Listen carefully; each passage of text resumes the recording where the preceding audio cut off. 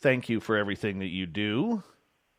And let's see here. Steve Stockton, everyone. Steve Stockton from KPNL. He's hiding right there. Good to have you back, Stevie. Hi, Sandra. Hi, Sandra. Hi, Sandra. Good to have you back. I think we're caught up. Butch Witkowski, everyone. The Butch is back. Yes, we're glad to have him here. He's healthy. He's happy. You know, I know my sound is probably off a little bit from my voice. We are working on that, and we'll try and get it figured out for tomorrow, as we have 28 seconds until we are running. Hi, Lori. TH, thank you so much for that amazing super chat. I really appreciate that. Thank you. Super Chat's a great way to support this show. Don't forget to hit the thumbs up, thumbs down, thumbs sideways, and do a little shopping at facebook.com/the SOR Vault. Hit the subscribe button on our channel here as well. Here we go, everyone, in 5 seconds. Let's rock and roll. Ew.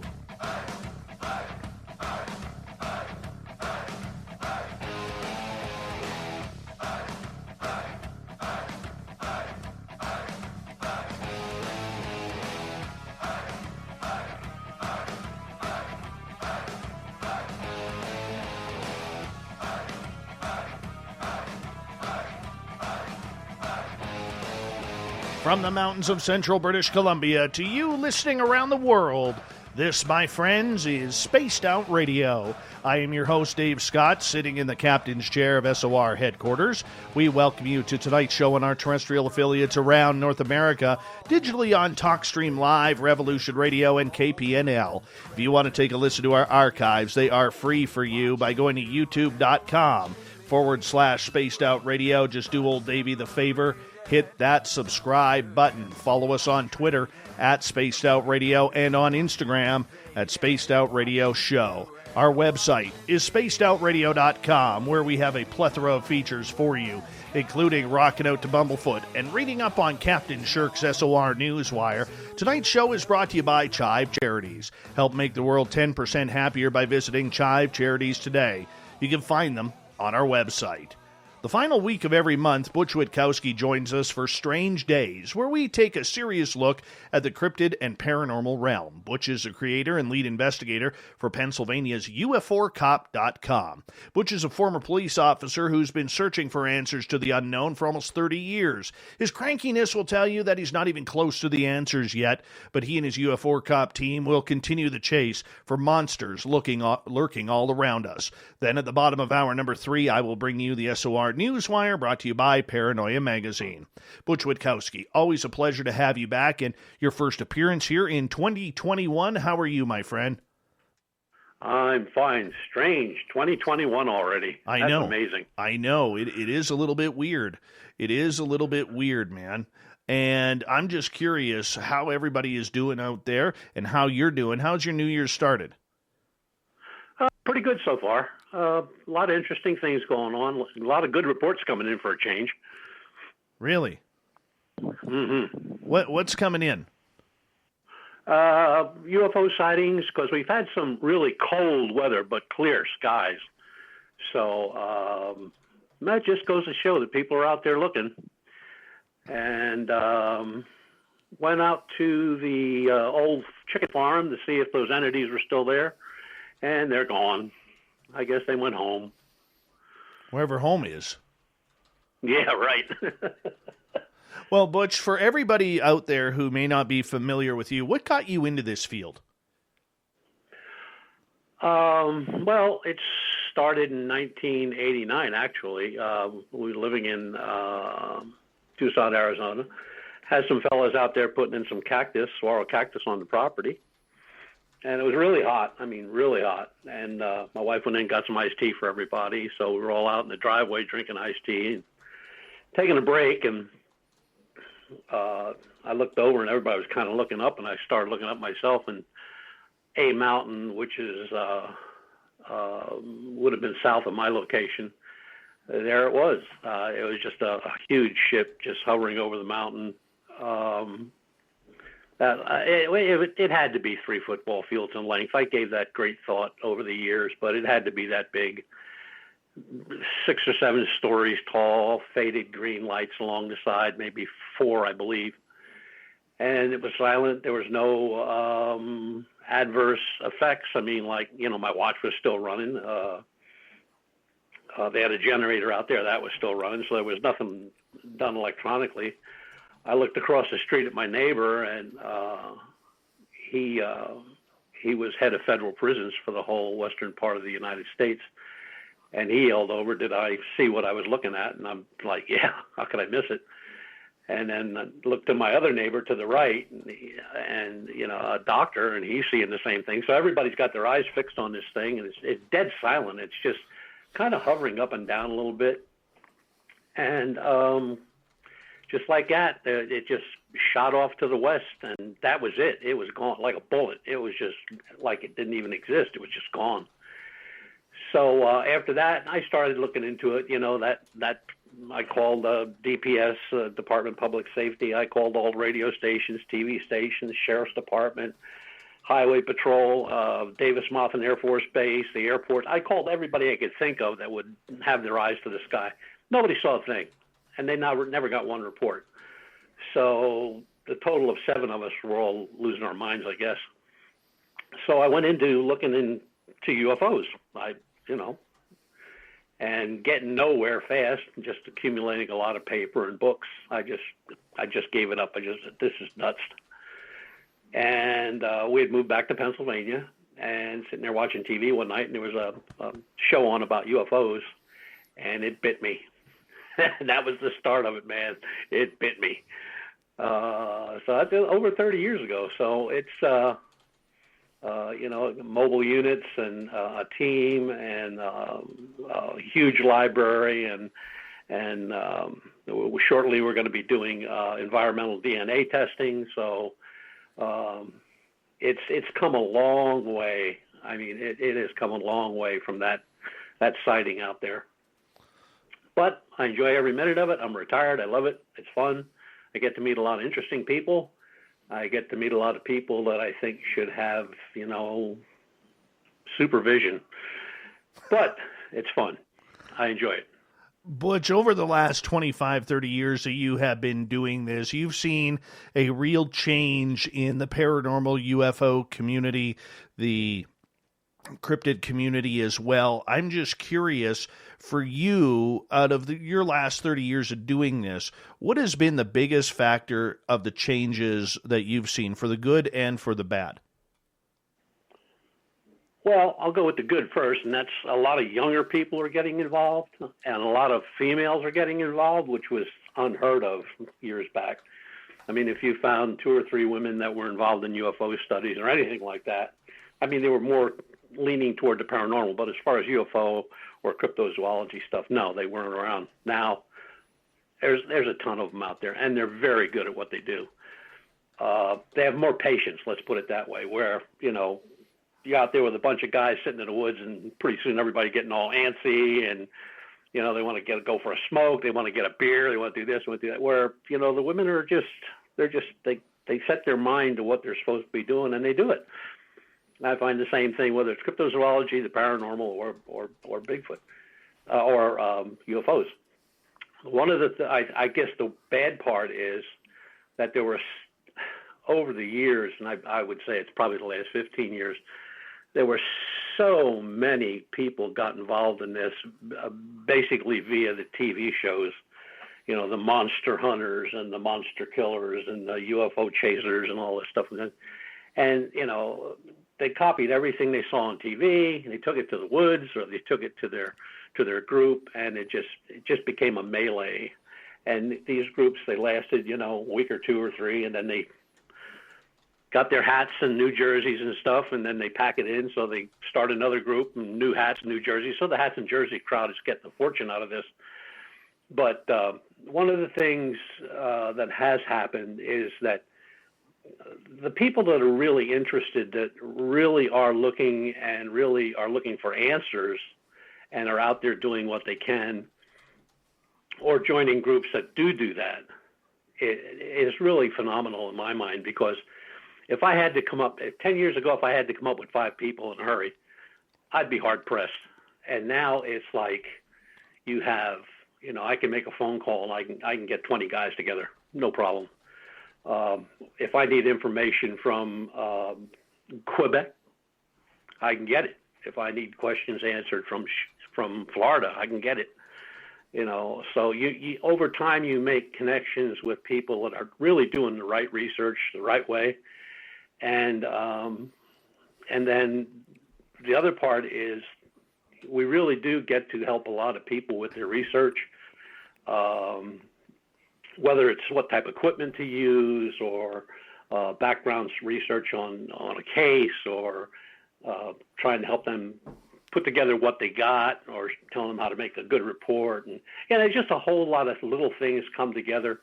So it's been a lot more interesting, I'd say, in the last 10, 15 years, because we're more involved now. It's not like it's a private group running around doing whatever we do and we keep it totally secret. We do a lot of stuff for folks. Somebody wants something researched, background research. I'll do it. We don't charge anybody anything. So it's been pretty good. And like I said, a lot of young people getting involved, and it's really cool there because they know how to use a computer, they know how to use a camera, they knew how to, there's things that they know that the old timers never did.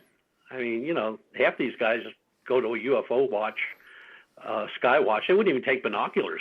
I got to ask you, what was it like 30 years ago going into the field having to carry an abacus with you? That was a little tough. I had to. I'm sorry. I know you did. No, it's really changed a lot over the years. But like I said, the biggest translation has really happened in the last 15, 10 years.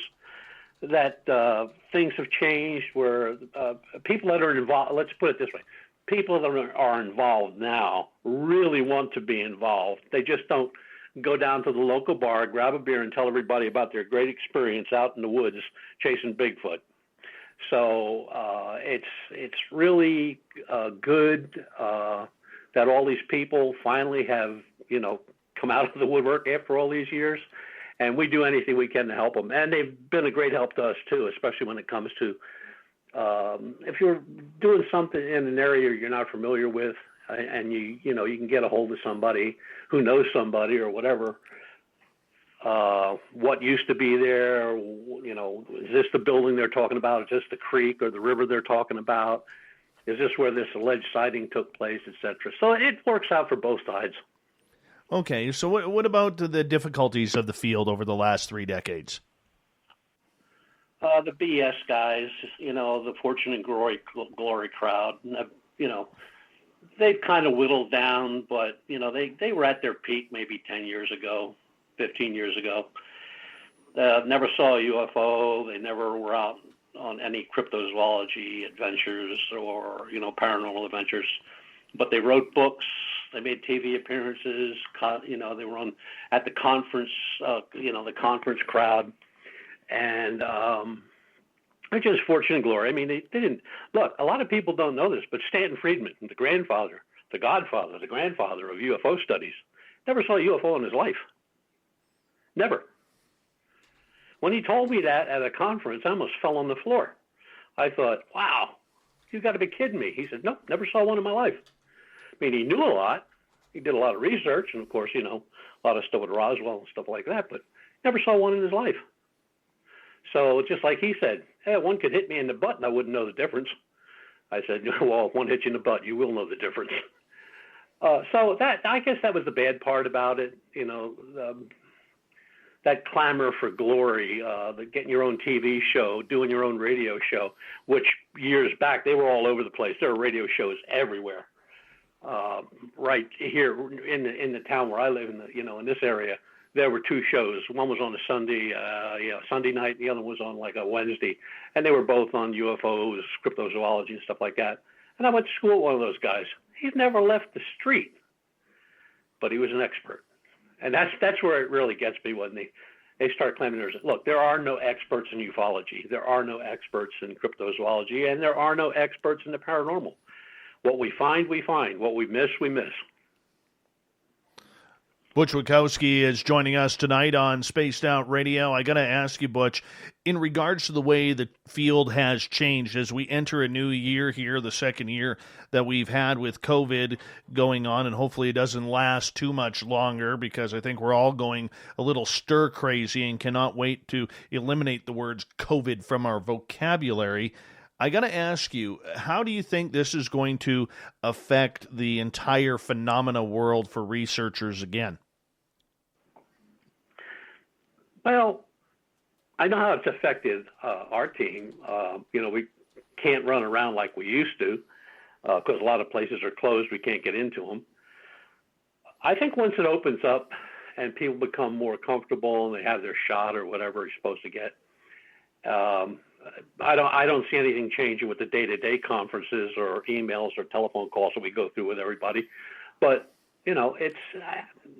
there probably is going to be some changes, but I really don't think a whole lot of change because, you got 2 or 3 people out in the vehicle, out in the woods. That doesn't affect anybody one way or another. The conferences, you can count on those being shut down for a long time. The conference crowd is going to have to find something else to do. Maybe they'd like to grab a pair of binoculars and look up. Or get a gifting site and look down. So I think that's the only ones that are going to be hurt by it, the conference people, because every conference that I know of that was booked for this year, for 2021 and in 2020, they were all canceled. They're all done. Okay, so do you see it affecting the way UFO Cop does their research again this year? Because last year, because of lockdowns, you couldn't get to where you needed to go. The places that we couldn't go to were kind of places that were public, and they were shut down. A couple of them were state parks. They were shut down. There was some private land that we couldn't get onto because, the people were afraid of the virus and stuff like that. But even that's starting to loosen up. I mean, we've got a couple of things planned for, March. We'll be getting out. And so, it affected us to a point, but in the meantime, we got to do a lot of, gathering of stuff together as far as reports, old reports, new reports, equipment needs that were done. I learned how to do this environmental DNA. So, I guess it hurt us a little bit, but nothing that won't be transcribed in the next month or two. I got to ask you, in regards to the new people who have come into the field, what are some of the mistakes that they are making that you recognize maybe back in the day that you made as well? Because there's always people interested in getting into this field. They just may not know how. Well, I think the early mistakes that I made were going out alone. That was a big mistake. I didn't really realize, in the very beginning, it was just a lot of fun to get geared up and take off. And then when I was out there, I thought, there's things running around here that could eat me in a minute, or I could fall and break a leg and just sit here and wait to die. A lot of mistakes with equipment. I tried to always go the cheapest route, and that didn't work out too well. That was just a waste of time and money. Another thing I wasted time on, I think, was a lot of books that were pretty much one guy wrote a book and then 3 other guys copied from that book. They just changed the wording or they changed the substance of the book. But it's, I think that was pretty much it. I think when people, if they just put in their head that when they go out into the field, I don't even care if it's a Star Watch, you're going to go high up on a mountain to go to a Star Watch. Just be careful where you're going. Let people know where you're at. Have the proper equipment with you. Always carry a cell phone. And that back then, we didn't even have the cell phone I carried was like a brick. But I was lucky if I could call myself. That's kind of the simple stuff. Just being wise, streetwise, or where you're going. Like, I would never go to British Columbia without grabbing you guys. Ain't no way I'd walk out in those woods. Not by myself. Oh, no. And and the very first thing I'm going to tell you is always find somebody that can run a lot slower than I am.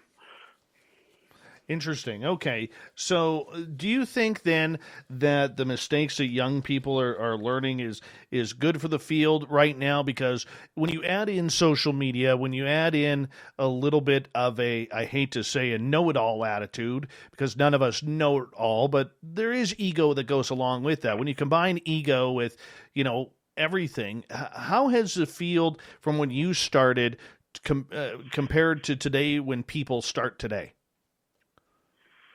Well, when people start today, what I found in my end, I can't speak for everybody, but on I'd say our end, like with Lon Strickler, myself, and other researchers that have been around for a long time, the ones that are serious will contact you and they want to ask a lot of questions. They don't want to take up your time. I've had them come to the house. And Lon's the same way. I mean, Lon and the guys out in western Pennsylvania, which is Bigfoot areas out in the Chestnut Ridge and stuff. I mean, they want to share what they're looking for. At the same time, they want you to share with them what they should be doing and what they shouldn't be doing. And that to me was one of the biggest things, because look, people have been hurt. There was a guy killed a few years back on a paranormal hunt where he went into this old house and, didn't tell anybody he was going. He just went into this old house, and they found him the next day. He went through the floor and hit the basement from the second floor. So that was the end of that. So I always tell, I'll tell anybody anything they need to know. If I have something I can share with them, I can email it to them or mail it to them. We do a lot of picture research for folks. We don't charge anything for that. The DNA stuff, we won't get that started probably till March or April. And another thing we're looking into is a scanner, a 3D scanner handheld, which I can use in the field, plug into a laptop. I can scan a footprint and send it to you by email. That quick. No plaster of Paris, no nothing. Just scan it, ship it. Come on, you got a fax machine in there somewhere. No, I don't. I don't own one. Seriously. Why do I doubt that? Why do I doubt that? No, I'm serious. I do not own a fax machine. I have no use for it. I can do everything on a computer. What do I need a fax machine for? Oh, I know. I'm just saying in today's day and age, I mean, considering you're still investigating with an abacus, I wasn't sure. Yeah. I still got to figure out how that works. I can't find the push on and off button. Right? Yeah, right. That's the way it works. We got about 90 seconds here before we have to go to break. At the bottom of the hour, Butch Witkowski's Strange Days continues here. Butch, I'm curious in regards to going into 2021 here. What do you look forward to doing? Oh, just getting back out in the field. I mean, I'm cranked. If somebody told me the weather was going to be above 50 tomorrow, I'd be gone. It just, I'm at the point now where I'm about half crazy. I got to get out in the field. There's so many places I need to go and so many places I want to check out. There's like 4 caves that I want to get into. And so I'm just raring to go. I got the fuse lit. I don't blame you. I mean, we just got to get through this winter first here. And then I'll tell you, we actually have had a little bit of a mild winter here. So I think over the next couple of weeks, we may absolutely try and get back out there to see if we could find some prints in the snow. Oh, yeah. That's a big thing. Yeah, that's going to be real good. Butch, I'm going to get you to hold on right there because we are going to go to break here at the bottom of the hour. Butch Witkowski's Strange Days continues on Spaced Out Radio. It happens the first week, or make that the last week of every month, where we bring Butch in, talk about all these monsters and everything that is running all over the place. UFOcop.com is Butch's website. Make sure you check it on out. We'll be back with more Spaced Out Radio right after this.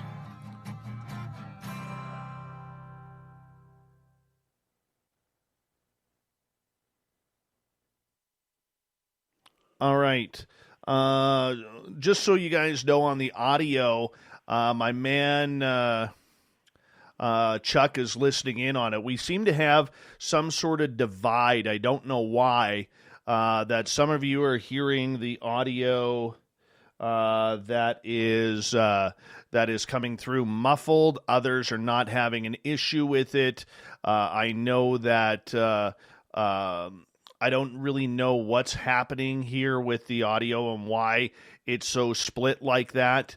We are checking into it right now, and Chuck is reading the comments that you guys are leaving. So if you have any issues on why it's maybe not sounding, I don't know. Maybe it's the. I know a lot of you are listening on your phones. I know a lot of you may have web browsers up on your laptops or whatever. I'm not sure what is going on, but we're working on it.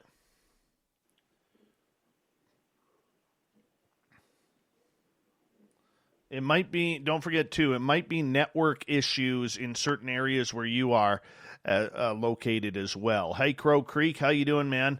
Good to have you back. Slim, thanks for coming in. Michael Lestuca, welcome. Well, let's see here.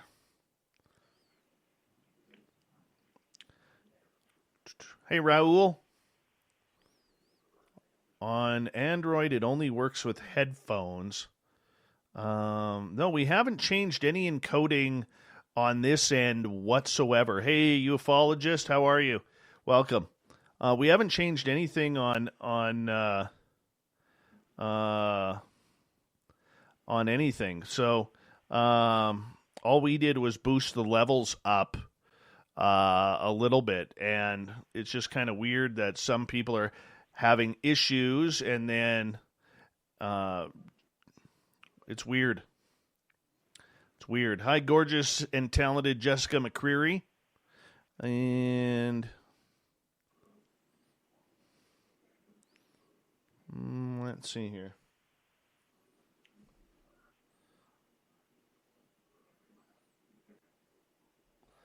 All right.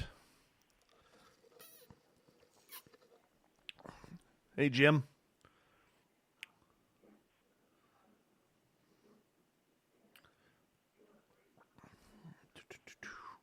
Yeah, so I don't know what's happening with some of your audio out there.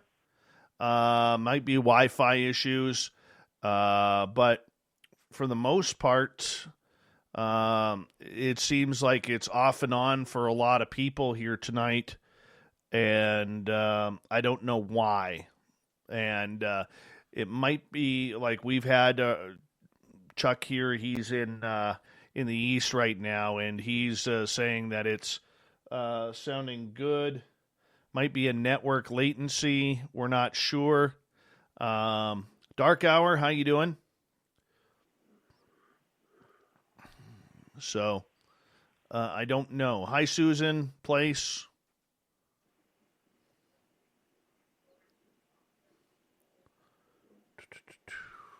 JP Base Senior, how are you?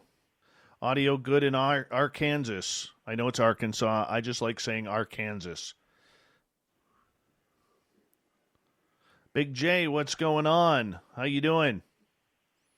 We've got about 90 seconds before we come back with Butch Witkowski and the second half hour of the show.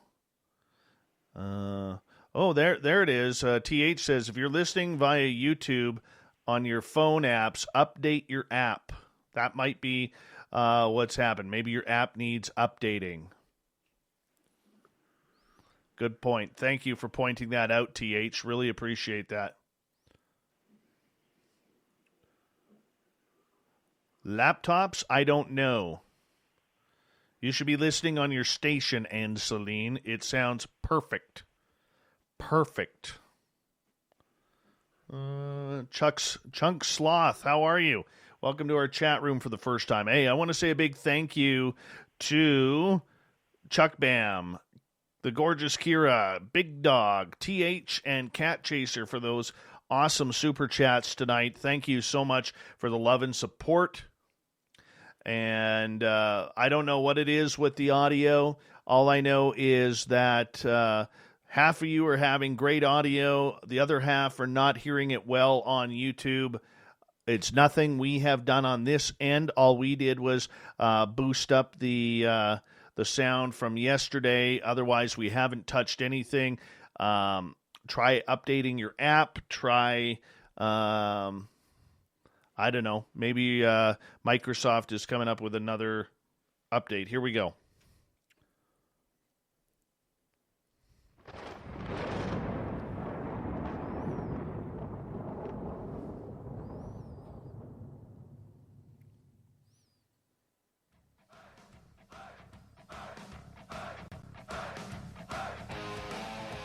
Second half hour of Spaced Out Radio is now underway. My name is Dave Scott.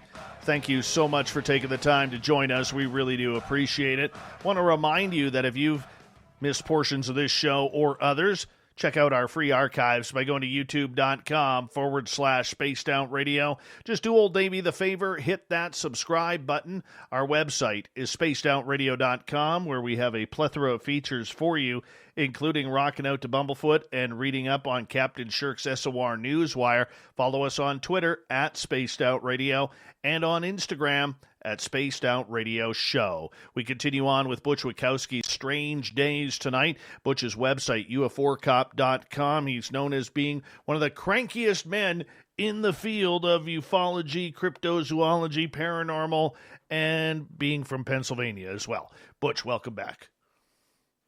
What's that? Exactly. How you doing, my friend?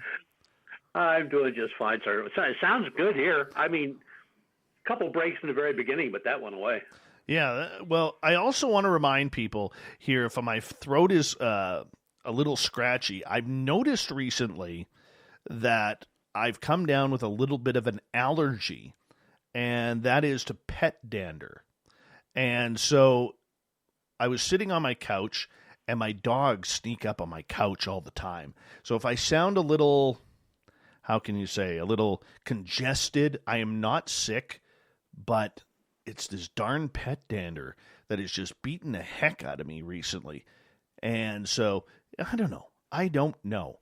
But that's what's going on. That is what's going on. Butch, I want to get to the sightings of these Mothmen. I mean, that your buddy Lon Strickler keeps looking into. What is actually going on with these Mothmen? Are you talking about the Chicago stuff? Yes. Well, it started a couple of years ago, and it was kind of a hit and miss, one here, one there. There were a couple in a row that didn't really amount to much. But then they just started coming in one after the other. And I haven't worked on the case. The only thing I did for the group for the Fortean team was I did some background research on the underground of Chicago, which is huge, by the way, to see if there'd be any place where, they could be nesting or anything strange like that. And there are a lot of places you can still get to the underground in Chicago, and some are shut off and caged up. But when I read those reports, I mean, it's just nuts. I mean, you got cops that see them, you got a group of people on a tour bus that see them. I have no idea what they are. I mean, the descriptions are all within the realm of everybody's kind of seeing the same thing. I don't know. And they seem to hang around water a lot, around the lakes. I don't know. I really don't know what they are. I mean, people have said, they're pterodactyls or pterodactyls, they're this, they're that. Well, those animals were huge. And another thing that when they say they were on the ground and they just take off, no. Prehistoric birds like that just didn't take off. They were too big. They were too heavy. So they always landed high, stayed high, and, when they flew, they just jumped off the top of the mountain or off the cliff or whatever to get up in altitude. There was no way they had the wherewithal to just take a running leap and jump into the sky. So, I mean, there are so many large birds out there that, it could be some misidentification on some, but I can't see misidentification on all of them. I mean, a duck's a duck. But I'm at a loss for that case. I can't wrap my head around it because there's just so many reports. I don't know what they have now. It's over 100. I know it's over 100. But they got good researchers out there on the team. They interview people right away. So hopefully, one of them will fly into a building and fall on the ground, or somebody will knock one out with a 12 gauge or something. But I don't know. I just don't know what they are. And they don't really fly all that high. Most of the reports I saw that had given any kind of a height, they were like at 1,000, 1,500, 2,000 feet. Now, at 1,500, 2,000 feet, everything looks big. Cessna 172 looks big. So I don't know. I really honestly don't know what to say about those. They're seen on the ground, seen by, some pretty reputable people. Lawyers have seen them, doctors have seen them, cops have seen them, security guards at the airport have seen them. But some pilots have seen them. What they are, who knows? I mean, there's so many things in this world that are out there that we don't even have a clue. It's just like a guy said to me the other day. He said, well, the reason you don't see Sasquatch is because, or you're not going to find Sasquatch.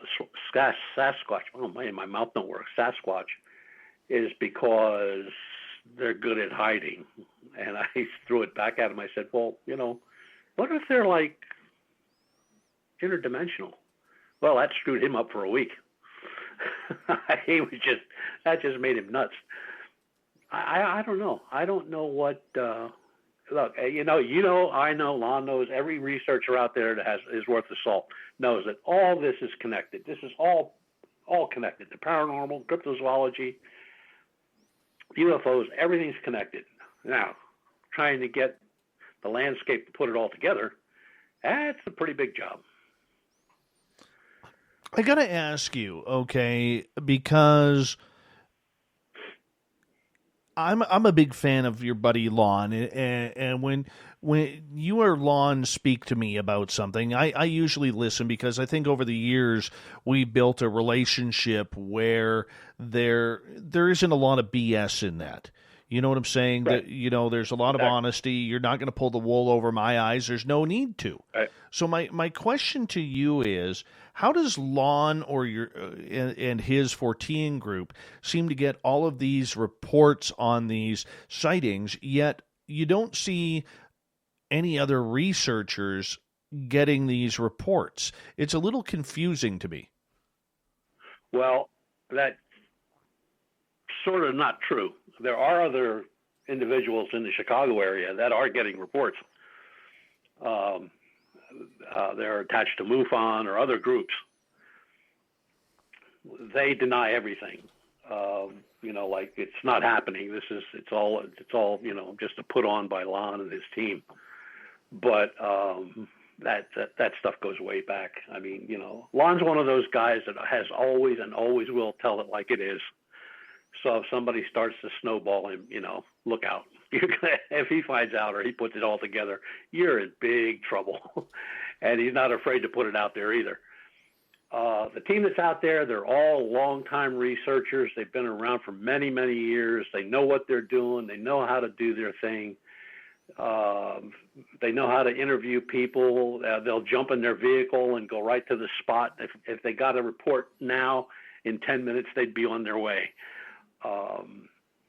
You have a handful out there that even when they had really good cases, and this takes me back to my days of MUFON, even when they had really good cases, they shelved them, or they lost them, or they didn't mean anything. So it's that thing, it's that old thing where, well, you got reports in British Columbia, but Butch, I don't have any cases in British Columbia, so his cases in British Columbia, Dave Scott, they got to be junk. I'm the real deal, and that permeates the whole field. Thank God, not by a lot, only by a few. But they really get on it. I mean, there's been photographs. I mean, some of the photographs, you look at them, you blow them up, and it is what it is. I mean, that's what the guide said he saw, and that's what the pictures are saying he saw. But they have a lot of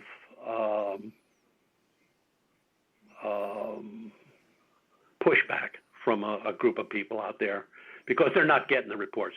And Lon gets a lot of reports because he's been doing this a long, long time, and everybody's familiar with phantoms and monsters. I mean, his research goes all over the world. I've been involved in some stuff with him in Australia, in New Zealand. I mean, places that I never would have got on my own. And I've never really heard anybody say anything bad about him. Never. And if there was something derogatory, said about what he does or how he does it, well, you think he can do better, do it. But he has a following. His numbers on his website are crazy. And, I didn't get into this paranormal. I didn't get into this cryptozoology stuff until I met Lon. And we started with one case and went to another case. And he scared me more than once with his stories. So it's just the way it is, Dave. I mean, you almost know right off the get-go who you can deal with and who you can't. No, you can tell. Yeah, go ahead. You can tell when somebody's interested, or they have a legitimate question, or they're looking for help. I mean, you just know it. And the other ones, when they try to slide in on you, or they'll get somebody else to slide in on you. You can tell just the way they ask the question, or no researcher that I know of. If I would call them and say, okay, you got this report, this UFO report, I have something similar. Give me the name of your contact so I can call them. Nobody would do that. Nobody. So when somebody asks you that, you just know right away. Bye. It's been nice talking to you. Have a nice life. Goodbye. Click. Done. Now, if you're working on it together, if I was working on a case with you in British Columbia and you were working on a case here in Pennsylvania, that's a different story. But when somebody just calls you out of blue and wants all the information, they want the contact, the phone number, the address, exactly what happened, best deal. Hang up the phone. Screw you, pal. Bye. Click. Okay, so Lon has taken a lot of crap over this in this. I mean, but he's old enough to and been in this game long enough to kind of, know that comes with the territory. But right. Do you think it's because of the creature that it is that maybe there isn't enough respect that kind of goes along with what he's doing regarding this information, because he seems to be right on top of it? Well, I think the respect comes with his honesty over all these many years. And he's been doing it for such a long time. I mean, everybody knows the guy. And like I said, he takes cases all over the world. I mean, I can't do that. There's no way I could do that. He has contacts all over the world. But, when you talk about stuff that comes back as bad feedback, or somebody gets on your case about something, it's all about fortune and glory. You're doing something, or you found something that they will never find. And if they did find it, they wouldn't know what to do with it to begin with. So it's not going to say a little bit. It's a lot of jealousy. And in these fields, I've watched groups, and they were good people. Don't get me wrong; it has nothing to do with the people that were involved. But I've seen good groups just fall apart because this group said, "Well, they're getting more reports than us. Why are they getting reports and we're not? What are they doing? They got new baseball hats. We got the old ones. We need a new radio. Stupidest stuff. They should get married. They'd have less arguments." Well, not really. No, and I can understand that and appreciate that, But I mean, Lon. how can I put this? Because I trust him, but I kind of want to see the other side. I'm having to play devil's advocate here on it because, I mean, with this creature that is being seen, Lon doesn't live in the area. So where are these reports coming from, and how are they filtering to him? They're coming through his website, Phantoms and Monsters. That's where he's getting them. Or they're going direct to a couple of the researchers out there have their own websites, and the one guy he's been out there forever, and the other guy has his own radio show also, and he's an investigator, him and his wife, and they get them, and then they share them with Lon, and if Lon gets something in the area, he shares them immediately with those guys. So right now, I think there's 4 or 5 out there working, and they've been at it since day one. And, you know, when you're documenting one UFO sighting or one crypto sighting or one paranormal event, that's one thing. When you're doing 5 or 6 or 10 a day, that's crazy.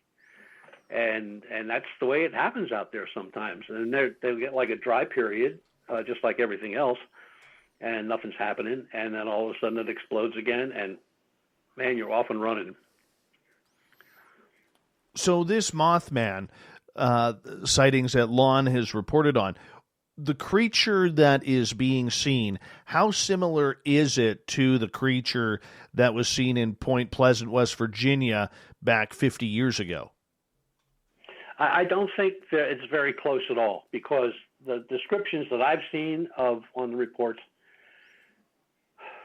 it's more, everybody kind of says, you know, it's got the long beak, it's got a long tail, it's got membrane wings, slender. They're describing a pterodactyl, you know, or you know, that they're describing something that is ancient, very ancient, you know. So, you know, it's not like with the Point Pleasant sightings, you know, you have people say they describe it as an owl standing there with no neck and the big red eyes and, you know, massive wings and stuff like. I mean, that's not what they're getting out there. They're getting things that, if you pull up a picture on the website, on any website, or Google just a pterodactyl, that's what they're seeing. That's what they're reporting. Now, they have had some hoaxes. Don't get me wrong. They've had some of those, but they got to those right away. But you know, there's so many things out there that we don't know about. I mean, I'd be surprised if somebody would ever walk up to you where you live and say, "Hey, I know everything that's in these woods." I'd kind of slap them around a little bit and tell them to take a hike. Nobody knows what's in those woods. I mean, there was a thing on the other day. I just caught a little bit of it, but it had to do with British Columbia, and the one guy, a cryptozoologist, and he was checking out prints or something like that. Excuse me. And he said, I could spend a lifetime in the woods here. And he said, if I had the wherewithal and I clear off all these trees and move all these woods off to the side, he said, I'd probably have more discoveries than any man ever had in his whole life. And I thought to myself, that's a lot of trees, buddy. I mean, he took an overhead shot. I mean, it's like British Columbia is very strange to me, because we have mountains here. We have large forests here, but they're flat. We don't have a lot of mountainous areas. And, you know, when you get over one mountain to the other side, there's a city, you know, or you go the other way and you go over that side of the mountain and there's a small town. I mean, it's built up. There's a lot of folks, but the guy's showing overheads of British Columbia. I mean, as far as the eye can see, it's nothing but trees and a few spots of water. And I'm going like, yeah, good luck. I have 500 lakes in a 1 hour span of driving around me. Oh, my. Yes. Wow. See, now here we have more larger streams, creeks, smaller rivers. We have some large rivers, of course.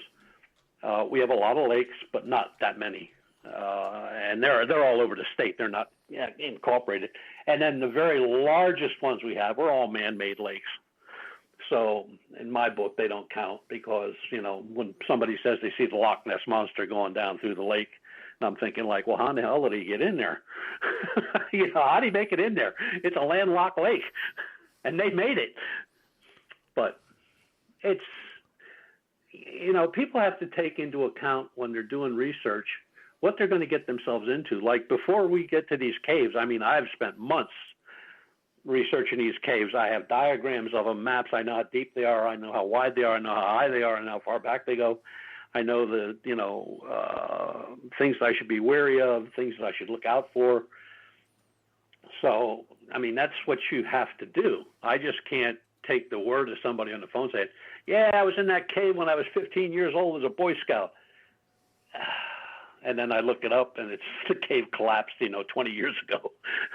But it's getting more interesting now that we're starting to use things that are a little more scientific, like the 3D scanners and, where we can get that information. I can send a footprint to you, Jeff Melvin, or anybody else, Lyle Blackburn, anybody I want to send it to, I can send it immediately, right off a laptop. And now the environmental DNA, that just fascinates me because, you're taking a sample of water. If anybody worth the salt would look at all their reports, if they have, a bunch of reports of crypto reports, and look at the area that the report comes in, I will guarantee you that within a short distance, there is water. There's a stream, a lake, there's something. Interesting. Well, it shouldn't be interesting, though, because everything needs water to live. Right. So, should we be surprised by that? Well, it's going to go both. It's going to go along. You're going to have the group that says they're interdimensional. So if they're interdimensional, they'll say, well, they don't need to eat, drink, or anything else. Then you have the other group that says they're flesh and blood. They need food. They need to eat. They need to drink. They need shelter, etc. Until we find what we're looking for, these people can talk back and forth to each other and close their mind to the other person, or this one closes their mind to that person regarding what they think it is, until we find what we're looking for, or we can prove that those big flashes of light we see or, are just Bigfoot is seen, flash of light, he's gone. Flash of light, Bigfoot seen, gone. Or there's footprints that walk all the way across the field covered with fresh snow, and 50 yards out, they stop in the middle of a field. Well, where'd he go? Well, that's the main thing. Where are they going? How are they just disappearing? Yeah, exactly. There's so much to look into this. There's just so much stuff that you've got to put together when you're looking at your report. There's so many things that pop into your head. Like, if you had said to me 20 years ago about interdimensional travel or Bigfoot being connected to UFOs or paranormal or vice versa or whatever the lines cross, I'd have just said, like, you're crazy. They're all separate. After all these years, I've learned, no, they're not all separate, because I've had UFO sightings that turned into cryptid sightings. I've had UFO sightings that turned into entity sightings. I've had entity sightings that turned into paranormal events. So it's all connected. I've said that now for years, and I will continue to say it. So when people go out and they're looking for a certain thing, like they go out and they're looking for the bipedal canine, or they're looking for Bigfoot, or they're looking for the pterodactyl in the sky, what they should be looking for is something that shouldn't be there. That's what they need to look for. What do you mean by that? Actually, you know what? Save that thought, because we are going to go to break here at the top of the hour. Butch Witkowski and Strange Days happens to kick off the final week of every month. Butch's website, UFOcop.com. We're going to be talking monsters. What's good evidence? What are we looking for? How should we approach a good investigation? We'll be back right after this.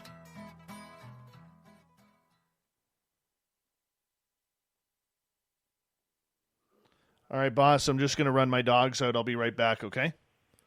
How much time we got here? 6 minutes.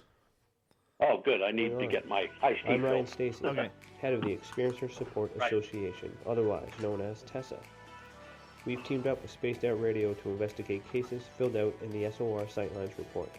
We are independent, and there's no cost to what we do. All we need is your experience.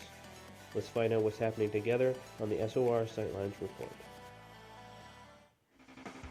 The party is always on at the Moose Vancouver. The Moose Vancouver is where you want to be when visiting Canada's West Coast.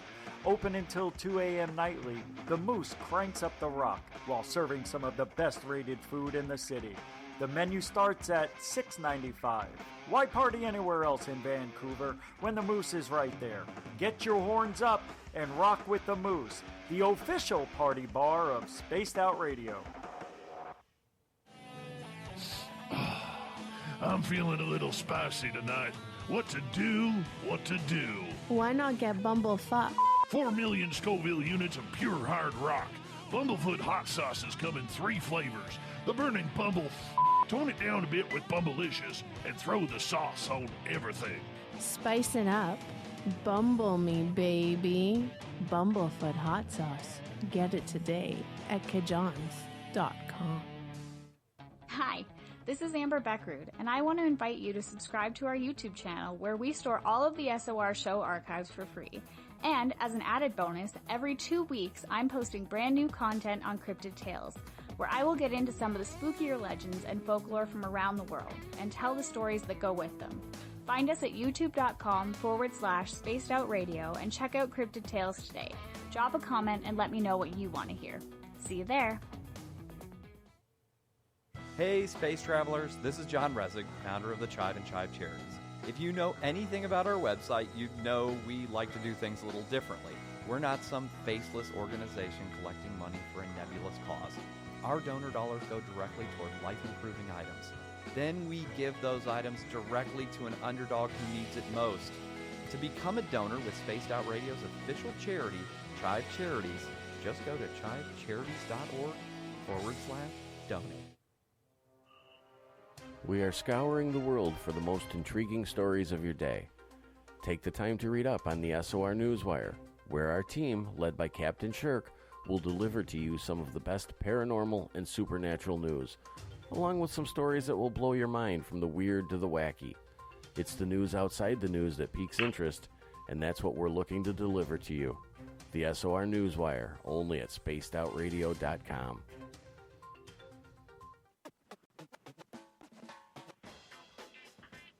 The SOR Vault is open for business, and do we have some cool swag for you to pick up? All you have to do is head over to our website and click on the SOR Vault. You have a variety of cool logos to choose from, and put them on anything you want. T-shirts, hoodies, hats, coffee mugs, you name it, we can get it to you. So do your shopping by supporting the store you love. Get your Spaced Out Radio swag at the SOR Vault today.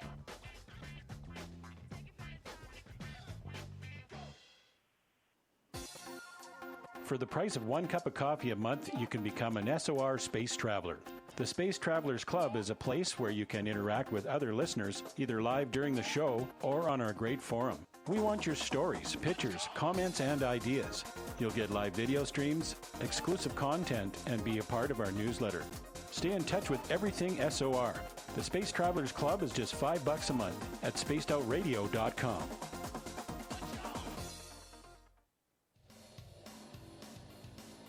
We all know on Spaced Out Radio we love a good beard and mustache, so why not take care of your facial hair with Mighty Moose Beard Oil?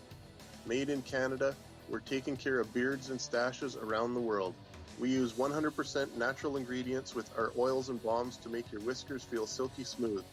Use promo code SOR2019 at MightyMooseBeard.com today.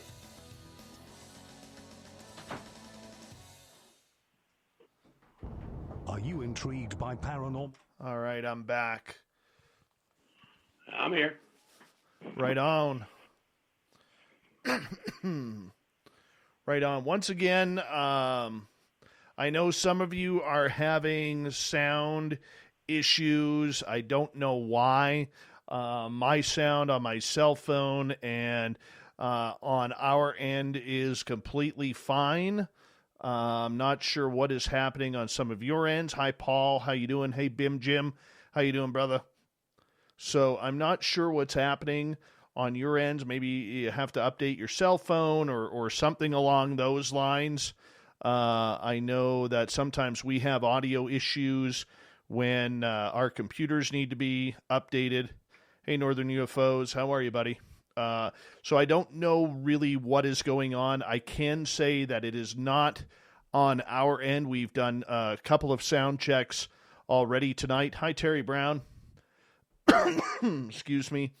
So I apologize for any of you having some issues. Hey, David Fortner, how are you? Like I said, I don't know. What I do know is that on our studio here, we are having great sound coming through, and I checked my cell phone during the break. Hey, Kane, Gadya, how you doing? Thank you for joining our chat room. We're on in 20 seconds here with Hour 2 with Butch Witkowski. Agent Hammer, good to see you. And if you have any questions, please put them in capital letters, okay? Thank you, guys. 5 seconds.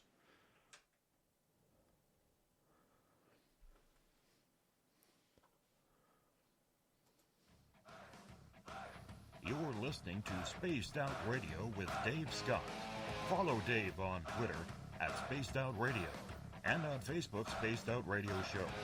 Hour number 2 of Spaced Out Radio is underway tonight. My name is Dave Scott. Thank you so much for taking the time to join us tonight. We welcome back everyone listening in on our terrestrial affiliates around North America, digitally on TalkStream Live, KPNL, and Revolution Radio. If you want to check out all of our free archives, go to youtube.com/Spaced Out Radio. Just do me the favor, hit that subscribe button. The Desert Clam has set the password for tonight in the SOR Space Travelers Club. Kako Missile. Or is it Kaka Missile? I don't know, but the Clam sets a password each and every night right here on Spaced Out Radio. Our website is spacedoutradio.com, where we have a plethora of features for you, including rocking out to Bumblefoot and reading up on Captain Shirk's SOR Newswire. Follow us on Twitter at Spaced Out Radio and on Instagram at Spaced Out Radio Show.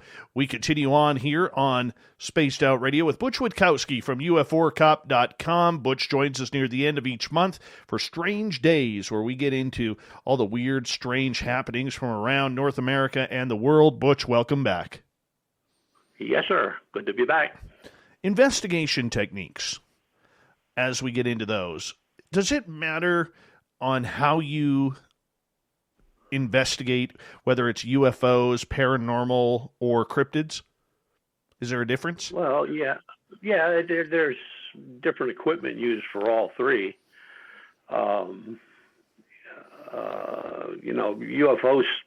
basically is done during the night. Night watch. The one that is more equipment oriented are anything cryptozoology out in the field. We have big changes have taken place over the last 10 years. I mean, the use of a thermal imaging device, which are pretty much down to a couple $100 that you can attach to your Android or your iPhone. Which is great at night, looking for a heat source in the woods. Then, night vision goggles or a night vision scope. Trail cams, of course, have gotten really sophisticated. The ones we have that we are using are Wi-Fi. So whatever they're seeing, we're seeing on a laptop or in the computer in the truck. And then, recorders, remote speakers. I'm not sold yet on the drones because you really need to know what you're doing with one of those things. They're very expensive. And really, when you're high up and looking down, you're not going to see nothing but a lot of trees and brush, depending on the time of year it is. Investigation techniques with UFOs are pretty standard. You know, you're watching the sky, you got a star map, so you know what you're doing. If you're using if you're using good binoculars, or if you're using a scope, get one that you can hook your camera to, digital camera, not a cell phone, digital camera. They make adapters. It's a screw-on thing, and then you just attach your camera to it, and you can visualize what's going on in the sky. Or you can buy a sky cam. And they're not really that outrageous. I've seen them as low as $250, where it's a camera that faces upwards. It mounts on top of your tripod. The one we have has a heater in it, so it doesn't get fogged up with cold weather or temperature change, and it just shoots straight up. So you're getting like a fishbowl shot of the sky, and it's all being transferred.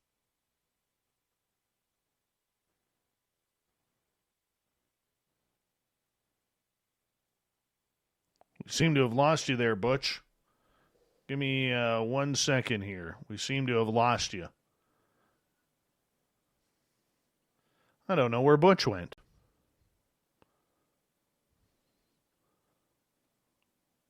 Weird. I'll have to call him right back here.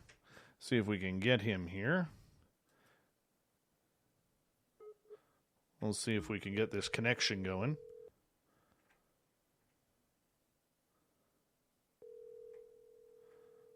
See if we can get him back here.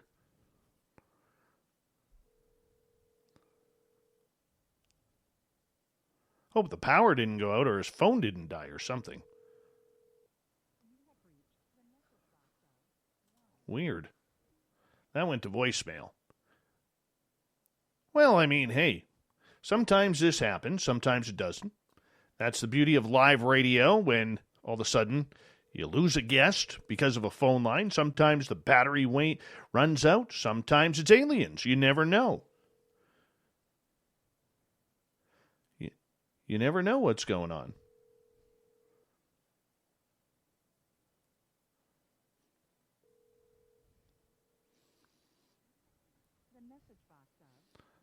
We'll try getting Butch back here momentarily. But like we were saying right off the bat here with investigative techniques, I think the important part is that people need to realize they don't have to spend a lot of money on gear. A lot of times your own intuition is all you really need, along with a digital voice recorder, a good camera to take some photos. There just seems to be way too much interference right now with people spending thousands of dollars at times in order to bring their investigation techniques up to par. So, I mean, it's just amazing out there how many people are spending money, good earned money, to do something that is, in fact, for most people, a hobby. Now, granted, hey, there's a lot of people who waste a lot of money on doing things that they don't need, whether it's video games, whether it's train sets, whether it's Hot Wheels cars or toys or board games, or if you're like me, outdoor toys. Some people like boats, ATVs, so on, right? We're going to continue to do that because that's what we enjoy. But that being said, when it comes to ghost hunting equipment, especially when we don't really know if it actually works, even cryptid type equipment, we have to be careful with what we're spending our money on. So, I mean, I find that very interesting. I find that very interesting indeed that many people out there are trying to, spend a lot of money on the technology that really hasn't been proven up to this date. It really hasn't. So I'm not sure if that's a good thing or a bad thing, or maybe it's just something that is a little convoluted because, let's face it, we always like to have the best and the biggest. We want to be that person who can show off our new toys. you know. We want to be that person. But we don't have to be. Like, for instance, I'm not an investigator. I really am not. But when I go out in the field, I'm going by the feel of everything. I'm going by the feel I have of everything that is going on. It's true. I'm going by where I feel I need to go. I know that I am going by where I need to see things. I'm going by my own intuition. So it's very strange to me when everything is going on, when I see people wasting literally hundreds of dollars, thousands of dollars, and sometimes they don't even have that money. Sometimes they don't. And here they are wasting it because, you know, they'd sooner pay for rent or sooner pay for toys before they would pay for rent. Right? I think Butch's phone has died, to be honest. Or something's happening. It's definitely not, because I can't even reach him on my cell phone right now. And I'm trying. You guys can hear. Hold on. See? We're trying to get him. Yeah. I don't know what's going on. Butch must have lost power or something. But we'll continue on here. We'll continue on Spaced Out Radio, because that's what we have to do. That's what we have to do on this show. We continue on. So if you have any questions in our chat rooms, please throw them on in capital letters, and we will get to your questions momentarily, and I will do my best to answer them. So if you guys want to do that, that would be appreciative.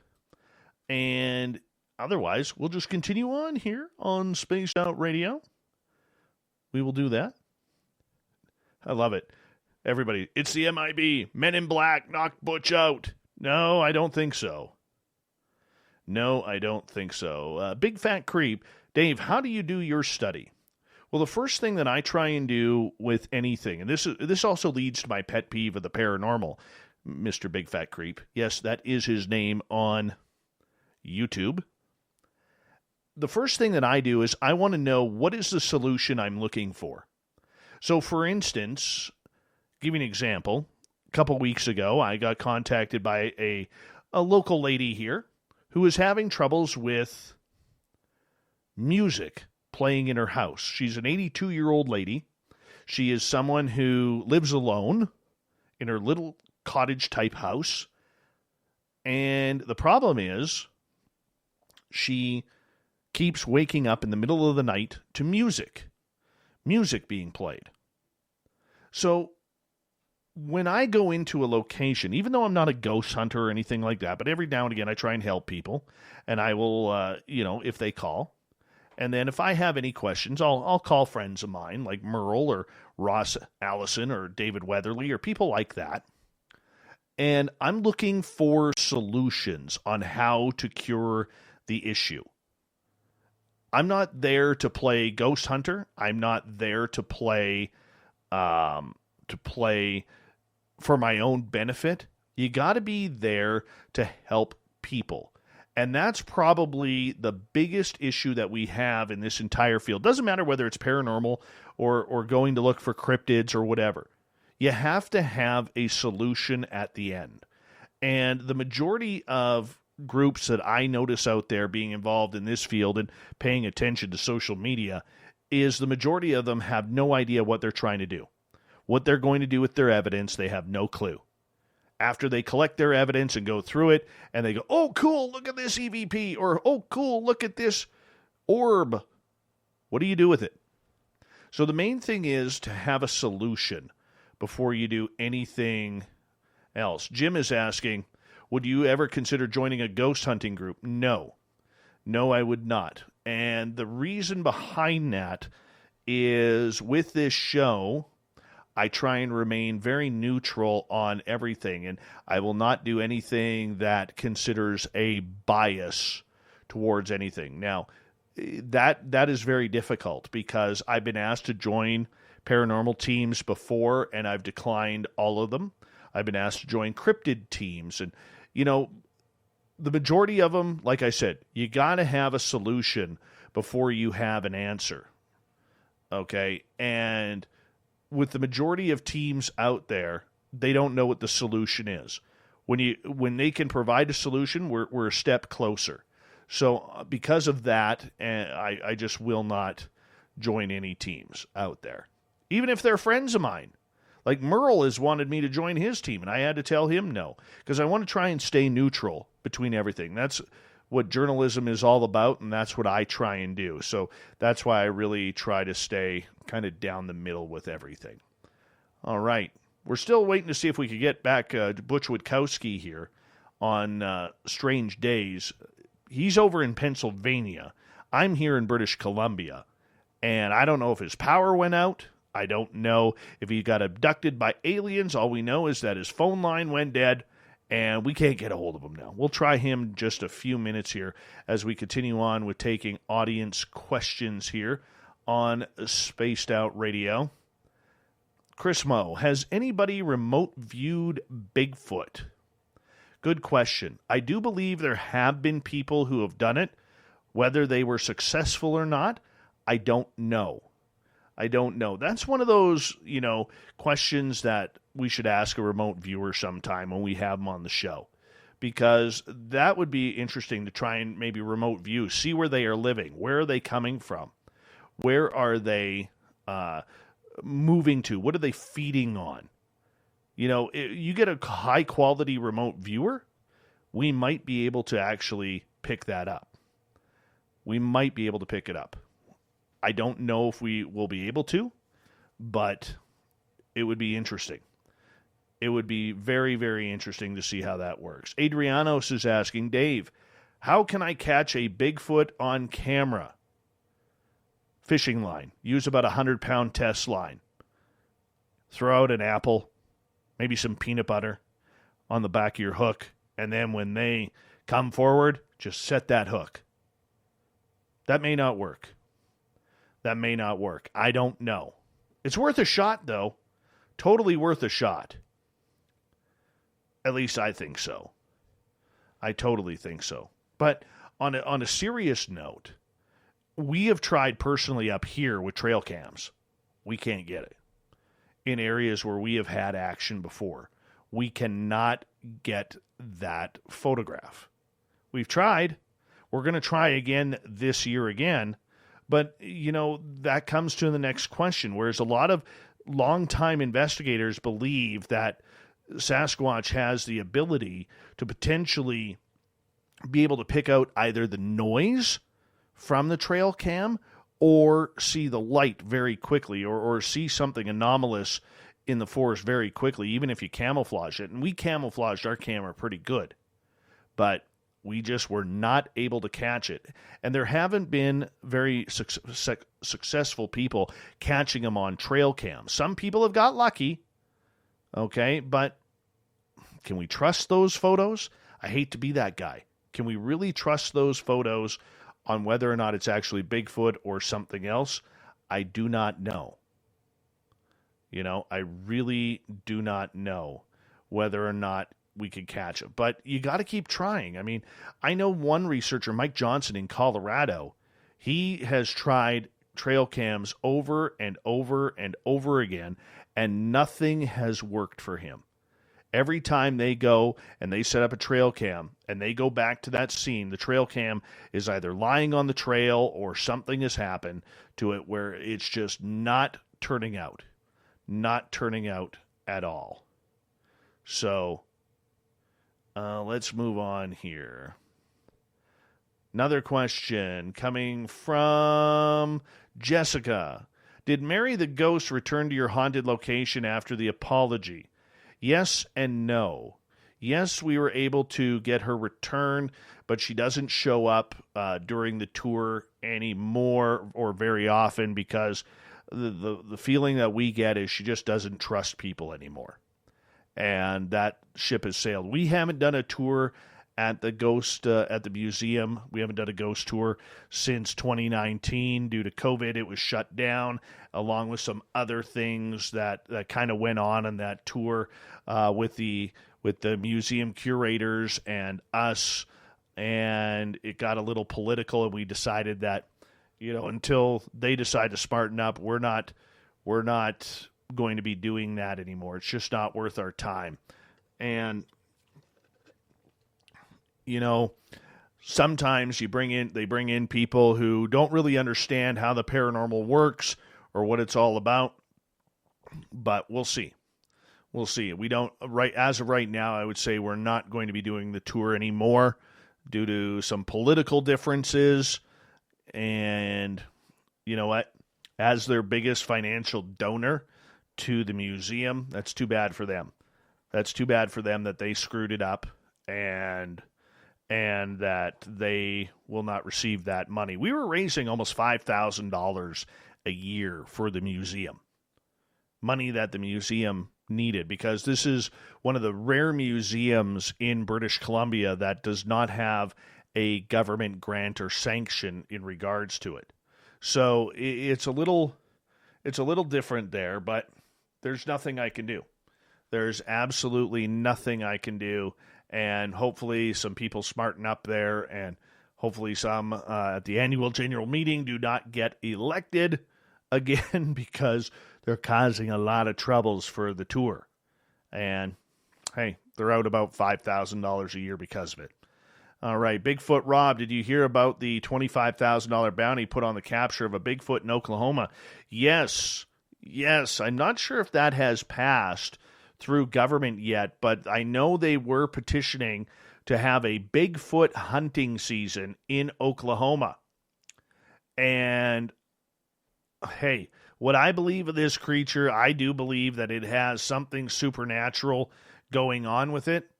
And in my opinion, they're never going to get one anyways. So is it a publicity stunt? I have no idea.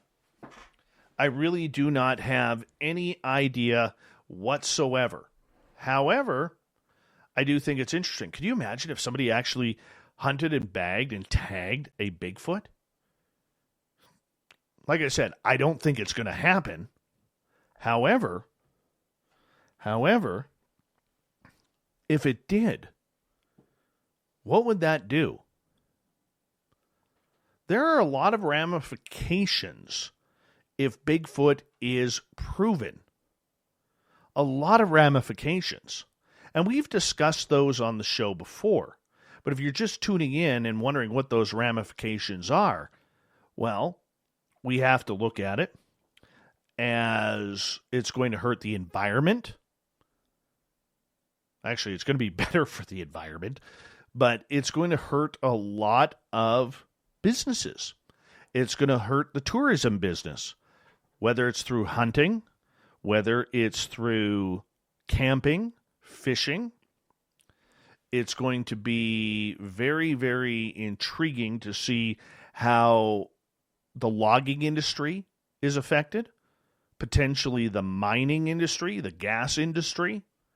There's a lot of industries and blue-collar workers that are going to be affected by any type of proof that Sasquatch actually exists. Because and I was talking to a political person about this, when you find a new creature or you find a habitat that an endangered species is in, and if Sasquatch was proven, it would probably be listed as an endangered species because we know nothing of it. They immediately shut down that entire area. How big? I don't know. But they shut down the entire area for scientific study of the creatures and their habitat. What are they feeding on? What are they living on? What is their migration route? Do we have bedding for them? Do they have caves? All of that needs to be shut down, and that could be shut down for years. You can't log in those areas, and a lot of people would cheer that on. But for a lot of blue-collar workers, that would cost millions of dollars. So, I mean, it's a rough two-way edge right there.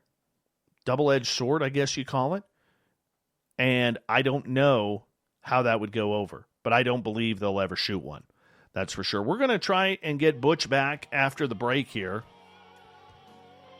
Strange Days with Butch Witkowski is going on. We don't know if he was abducted by aliens. We don't know if his power went out. We're going to try and get him back. If not, we'll continue with your questions. Be in our chat rooms or on Twitter at hashtag Spaced Out Radio. We'll be back.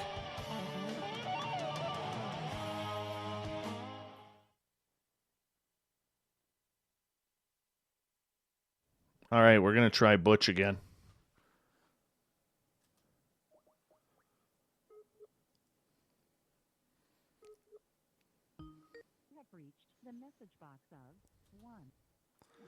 Weird. Let me send him a message here.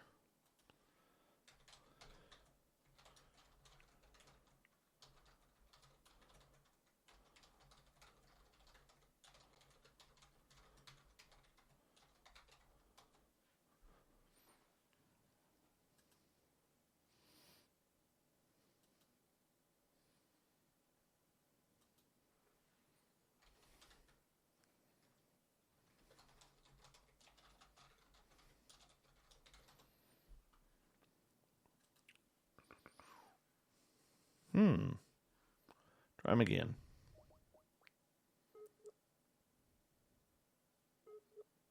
You have reached the message box. Weird. Try my cell phone here.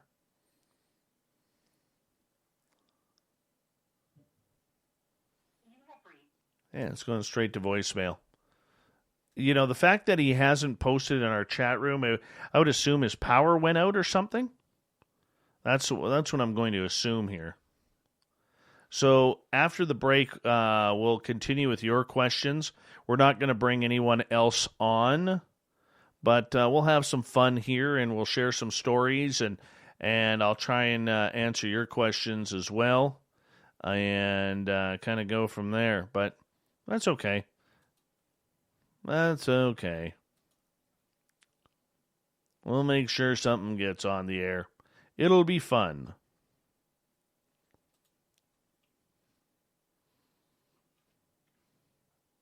I know Derek over on Twitter is probably thinking that it's all aliens and woo.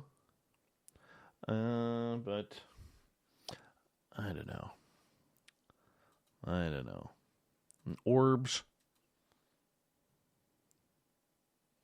No, his phone. I'm sure Butch is fine. The way the phone line died, it almost sounded like maybe they lost power or something like that. So I'm not too concerned about it.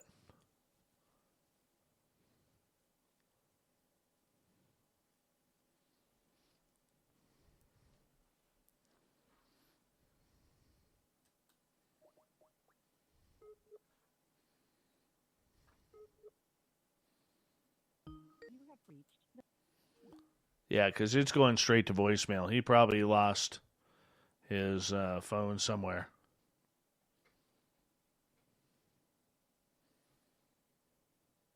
Maybe he dropped it in the toilet. Who knows? Who knows?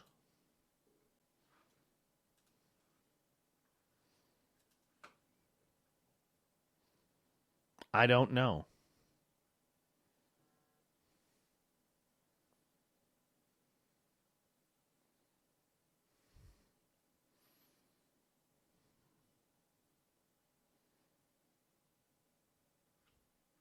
We've got about 2 minutes here.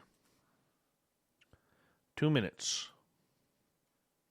Yeah, he hasn't even checked his message on Facebook that I sent to him, so it's interesting. Yes, Mark, I am in 100 Mile House. Are they having ice storms, Sherry? That's probably what it is.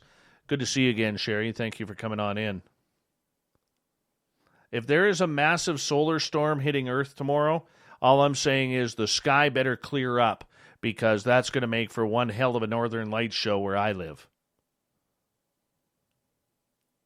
We don't squatch here. I don't know what squatch means.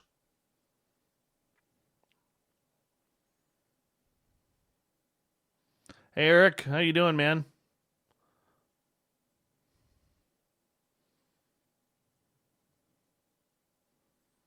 All right, start putting your questions in. A big thank you to Beehive Chuckles, to Kira, to Big Dog, to TH, and Cat Chaser for the amazing super chats tonight.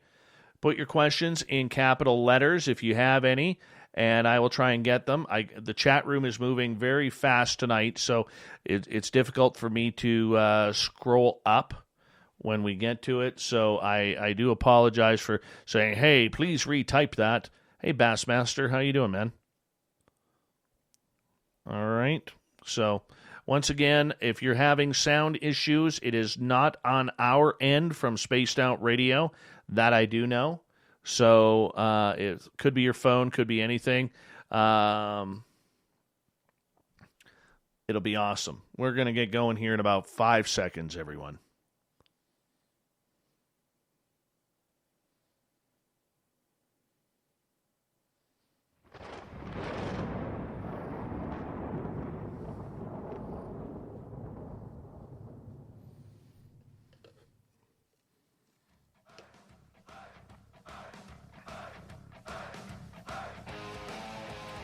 We passed the halfway point of Spaced Out Radio tonight.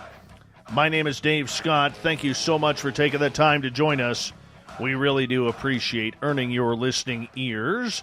Want to remind you that if you've missed portions of this show or others, check out our free archives by going to youtube.com/Spaced Out Radio. Just do me the favor, hit that subscribe button. Our website is spacedoutradio.com, where we have a plethora of features for you, including rocking out to Bumblefoot and reading up on Captain Shirk's SOR Newswire.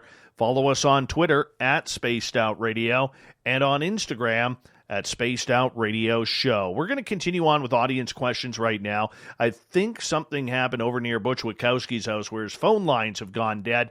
I haven't even got him on Facebook to return my message, and Butch is always very prompt on doing things like that. So until Butch is ready to come back, if his phone lines are, we're going to take audience questions from one of our chat rooms or on Twitter at #SpacedOutRadio. First question comes from Cloudy with a Chance of UFOs. Dave, have you ever seen a UFO or had a weird paranormal experience? Explain if you don't mind. Cheers. I have seen a lot of UFOs. For those of you who do not know, my closest encounter came on April 10th, 2014, when I was actually called outside of a friend's house where they had a lot of strange things happening on their 10-acre property in Mission, British Columbia. And previous to going outside, I actually had a migraine headache that I realized was actually shapes pulsating. It started off as a square in the front of my head, moved to the right side of my head as a triangle, left side of my head as a circle, and all of a sudden got hit with an anxiety attack that I needed to go outside. So me and my friend went outside back of this property. It was one of those nights where it was a misty, low cloud night, very damp out, and everything was dark, but you could feel the energy of certain things coming around, and it was odd, very odd. So anyways, I kind of asked, all right, who's calling us outside? And I'm paraphrasing here. And on my command, about 150 yards away, a UFO on the ground lit up the tree lines like a Christmas tree. It was the brightest white light that I have ever seen. And the one thing I remember about it was, you know, when you look into bright white, you know, if you put your head up and look into the lights, you squint. There was no squinting for this. Well, it did it 3 times. 3 times it turned its lights off. 3 times it turned its lights on. And at the final time of the 3rd time, once the lights went out, they went out for good. There was a blue cylinder standing vertically from where the white light was emanating from the bottom. And this cylinder was probably 20 to 30 feet high. And it had this black cloud that was rotating counterclockwise on it. It would start off at the bottom and then it would go like halfway up and then work its way back down. Honestly, it was the most beautiful blue I've ever seen. Ever. And the only reason why I know how tall it was, because the trees that separated the property where these lights were coming from were probably 60, 70 feet tall. And I know that blue cylinder went up about halfway on them. So it was pretty big. I mean, it was an amazing experience. I would love to have it happen again. I really would. Do I think I'll get that chance? I have no idea. No idea. I hope so. I would love to see it again. Jim, do you believe in the Galactic Federation? Oh, good question. Good question.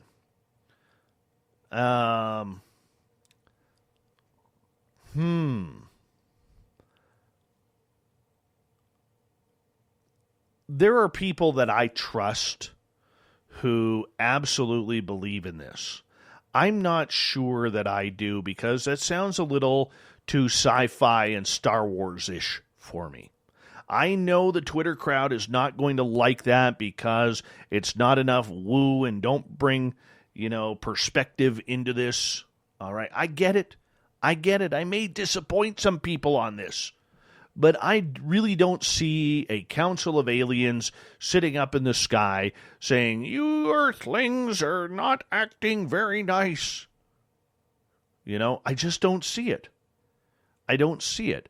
What I do see is extraterrestrials coming down here in their craft because they probably picked up on our radio signals that are going right through outer space in all directions.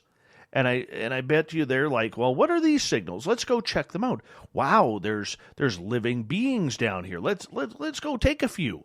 Let's go take a few. I do believe that's happening. I do believe that there are certain sectors of the government that have probably made contact one way or another. I totally get that. And I hear that. Right?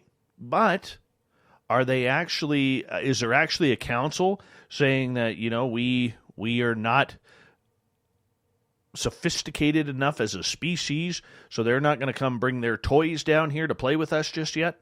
I find that hard to believe. I really do. It sounds way too, what's the word I'm looking, mystical and mythical to me. All right. Chris Mo, what is your favorite show besides your own? Are you talking paranormal show?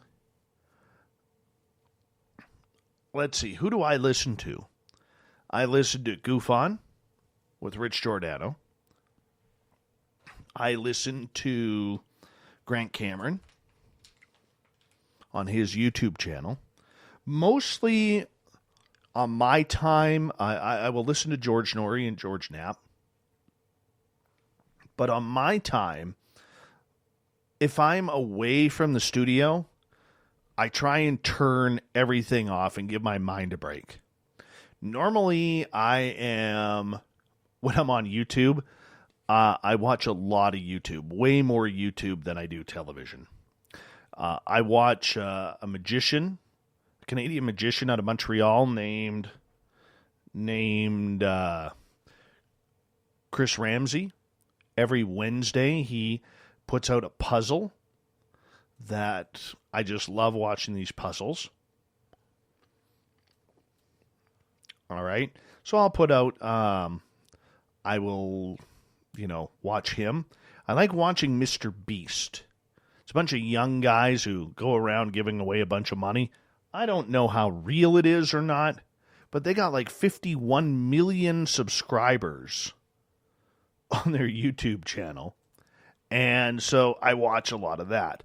At night, I like getting into the weird stuff at night. So at night, I will listen to a lot of creepypasta. I'll listen to a lot of weird stuff like time travel, a lot of David Paulides work. But as for listening to other shows, no, I don't really listen to a lot of other shows. I don't. Let's see here. David, how did you and Corrence, the booking guy, meet up? We met up through a chat forum called LGAB that supports us, and Corrence reached out one day and said, hey, is there anything that I could do to help you out? And I said, I need a booking guy. And he's like, well, what does it entail? And he took a couple of days to think about it, and he's like, do you mind if I have a great mustache, better than yours? Is that going to be an issue? I said, no. And then he sent me a picture of the mustache, and I'm like, you're in. You're hired. And that's literally how we met. It was that simple. I don't know why, but it was that simple, to be absolutely blunt. Sovereign Cosmic Wildman. Can you trust Canadian beef? What if it's cloned? Are there cows in Canada? We have lots of cows in Canada. Our meat is grade A beef. Even McDonald's uses grade A beef. Yes, the beef is good here. Very good to eat. In fact, I'd like some beef right now. I could use some to grind up to put in tacos. That would be fantastic for me right now. Make me a very happy man. Even though I had chicken tacos. No, I had chicken quesadillas for dinner. Nick, did any of you see the shark swim behind Dave just now? There are no sharks in the studio. No sharks in the studio. I will say that. So if anybody's wondering what happened to Butch Witkowski, we don't know. All of a sudden his phone line went dead, and it's either aliens or a power outage, or maybe the bipedal canine broke in and hung up. Maybe it's the boogeyman. We don't know.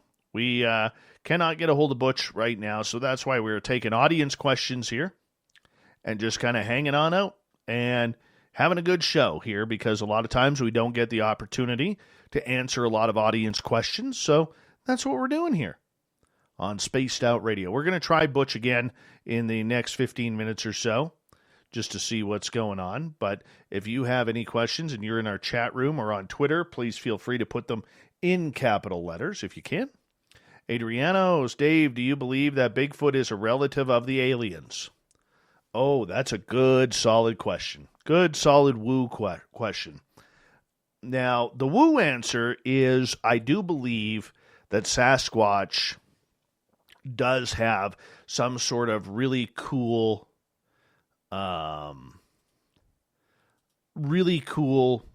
woo about it. I do. I do believe that. Right?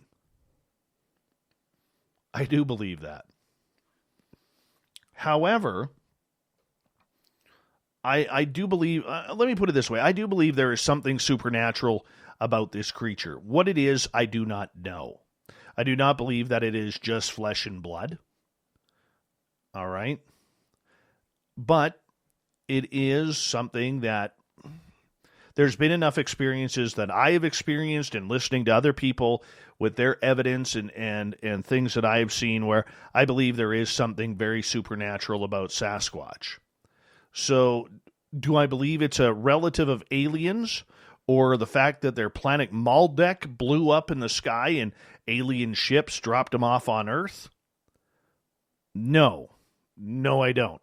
But do I believe they're a flesh and blood creature here on Earth? No, I do not. I think Earth has a lot of really cool mysteries that we can get into, and that we will eventually, hopefully, find out the answers to one day, because I don't believe that this creature has, or I don't believe this creature is full flesh and blood.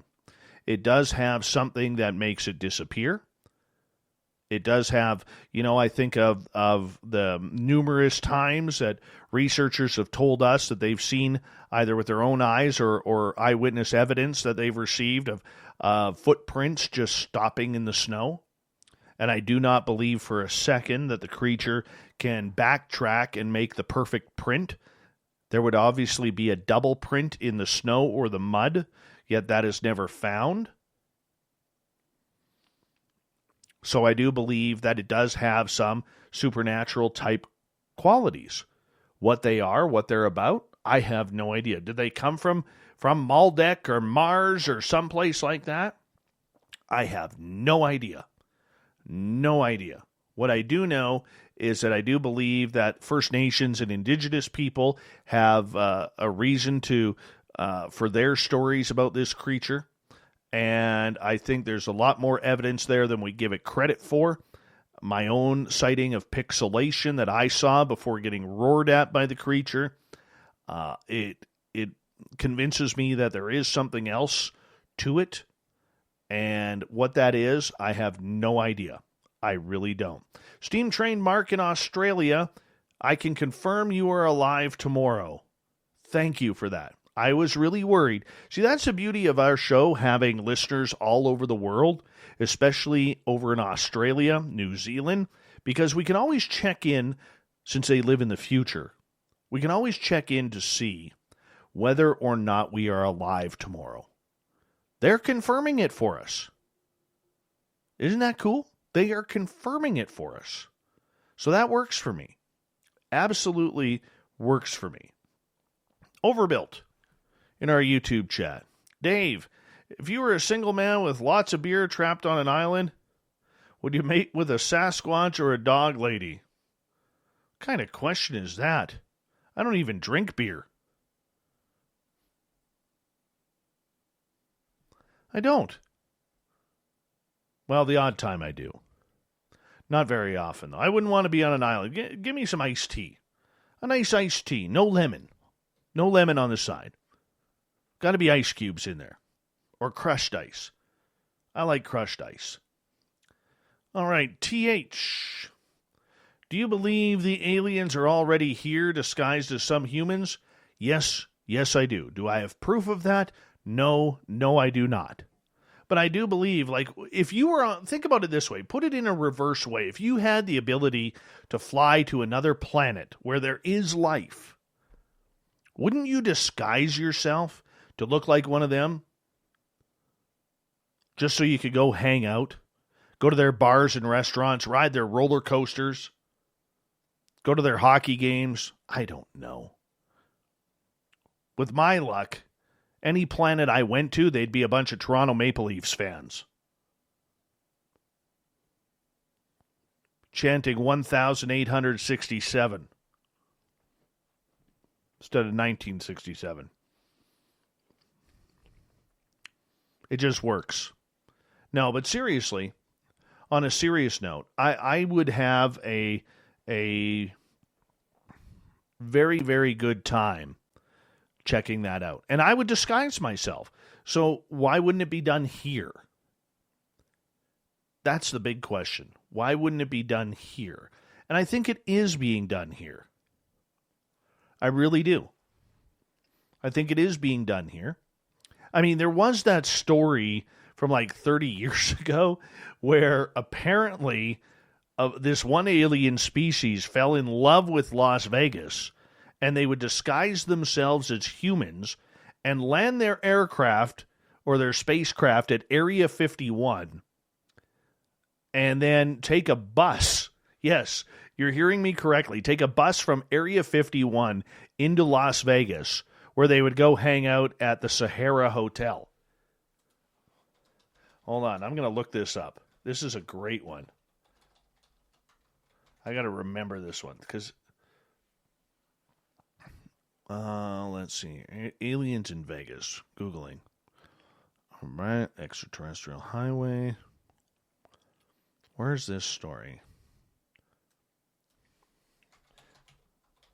Aliens visiting Las Vegas. Let's try that. There was this story. I forget who wrote it. It's an older story.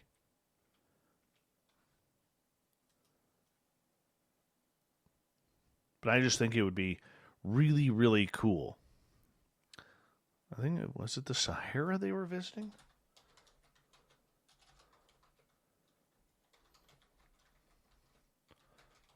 Trust me, I'm just Googling. You probably hear my keyboard there. All right. Maybe this story was removed. I don't know. But this was a good one.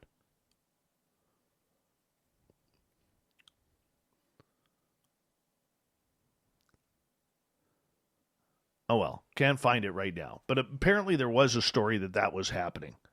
Thank you, Howard, for the super chat. Really do appreciate that. But yes, I do believe there are aliens here, disguised as humans. Why not? Raul, what would you want to see on the aliens planet? Everything. I want to see the creatures. What do they look like? Are they out of like Monsters, Inc.? Or are they out of Guardians of the Galaxy or Star Wars? Star Trek? I think it would be cool. I think it'd be cool to see what they're all about, how they live. I'd probably get depressed by finding out how long they live, because, it would really suck to find out that they live like 25,000 years. Keith Richards would still be alive, by the way. And in the meantime, here we are, we're lucky if we get 75 to 80. It's a little bit of a ripoff, if you ask me. I'd like to see what their trees look like. Their waterways, if they have any. Do they live above ground or below ground? What do they do for fun? Right? What do they do for fun? How do they procreate? Great, we're going to have Alien Hub now. Right? I mean, it's going to be interesting. It would be very interesting to have that trip. What do their structures look like? How big are they? Do they build buildings? Do they have subdivisions? Do they have pets? Do they go for a steam milk? Do they have a different language when they talk at coffee shops? Like when you go into Starbucks, this is why I never go into a coffee shop, because I can't understand coffee language. I don't know what a grande is. I don't know I don't even know. I don't know. If I order a coffee, which I don't drink. See, Tim Hortons makes it easy. Double, triple, 2 cream. None of these fancy names. None of that. If I take a look at the Starbucks menu here. All right.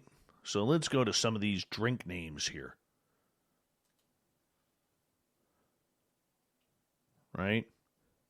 I don't know what an Irish cream Americano is, or an American Misto, or an espresso con panna, or what a flat white is, or a caramel brulee latte, coconut cascara latte with Starbucks blonde espresso. I don't know what that is. I don't. It scares me, to be honest. It's a whole different language in there. I don't even know where to start. It's intimidating for me. Last time I was in a Starbucks, I had to ask the person behind the counter. It was a young lad, and I said, "Sir, do you speak English and not coffee? Because I don't understand coffee language." And he's like, "What do you need?" I said, "I would like a large hot chocolate, please, with whipped cream." And he goes off on this fancy name. I'm like, "What are you talking about? I don't get it." The last time I was in a Starbucks. Starbucks is probably from aliens. Yes, Adrianos. Starbucks is probably aliens. I really don't get it.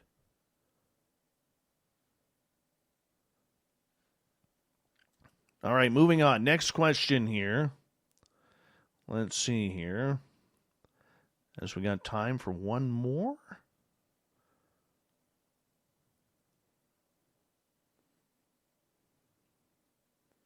Rican, do you think ETs, Bigfoot, shadow people, paranormal, etc. have been here on the planet since before human existence? Yes, I do. Yes, I do believe that. If these beings have the ability to travel throughout space, they're definitely older than the planet. Definitely older. So it would make sense to me if they were flying here when things were going on. It would. It would totally make sense to me. Totally makes sense. So I don't know. I mean, do we know exactly when humankind really started on this planet? We could guesstimate, but I don't really know. If they were here before humans, were they here before the Cro-Magnons? You know? I don't know.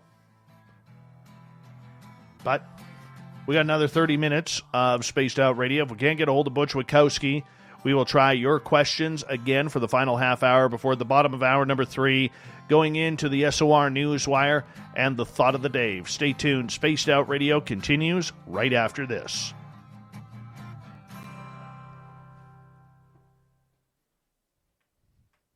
Okay, everybody, I'm just going to take a quick bathroom break here. I'll be right back. I'll try and get a hold of Butch once again, so I'll be right back. This is Ryan Stacy from the Experiencer Support Association, otherwise known as TESSA. We're glad to team up with Spaced Out Radio to help investigate your experiences on the SOR Sightlines Report. Together, we'll investigate the strange sightings and occurrences you've had. We're looking for answers just like you. So fill out a Sightlines report on the Spaced Out Radio website and let's figure out what's going on together.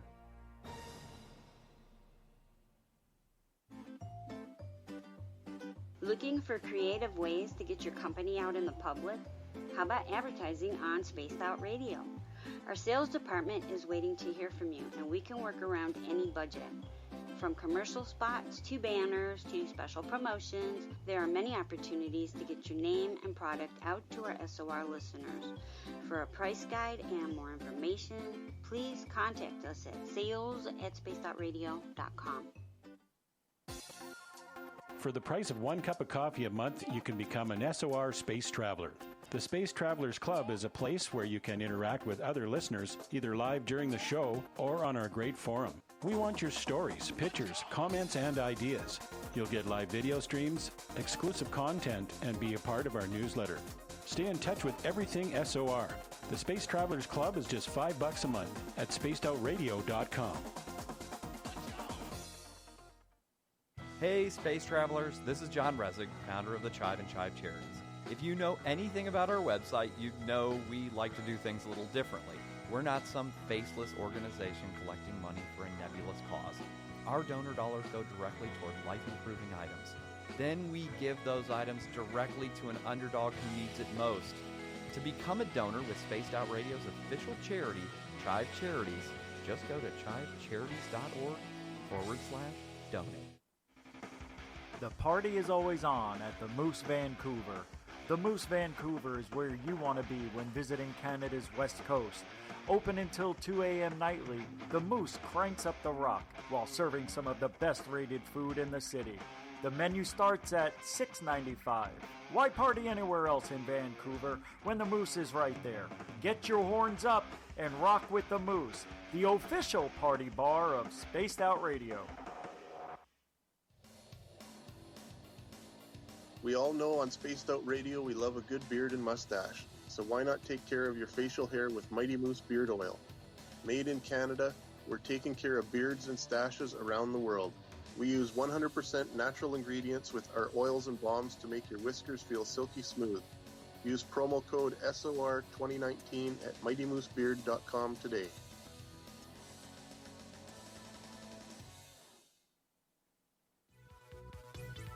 Hello, Space Travelers. It's me again, Carl.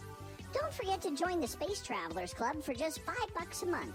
And follow Spaced Out Radio on Twitter at Spaced Out Radio. Our Instagram, Dave Scott SOR. Our Facebook page is Spaced Out Radio Show. Our archives are free at youtube.com/Spaced Out Radio. Come woo it up with Spaced Out Radio today. Bye!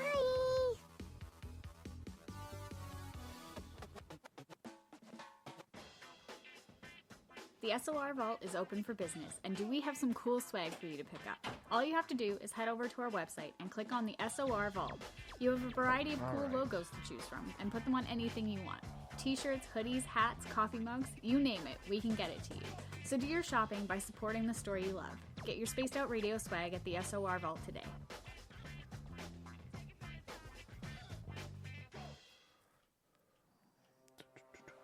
We are scouring the... All right.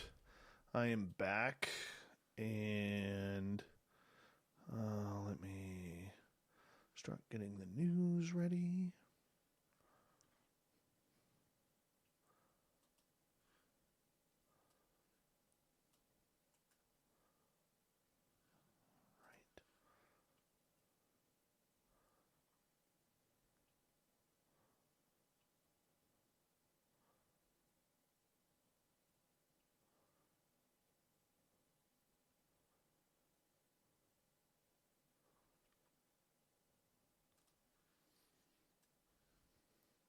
We've got about 90 seconds, everyone. 90 seconds.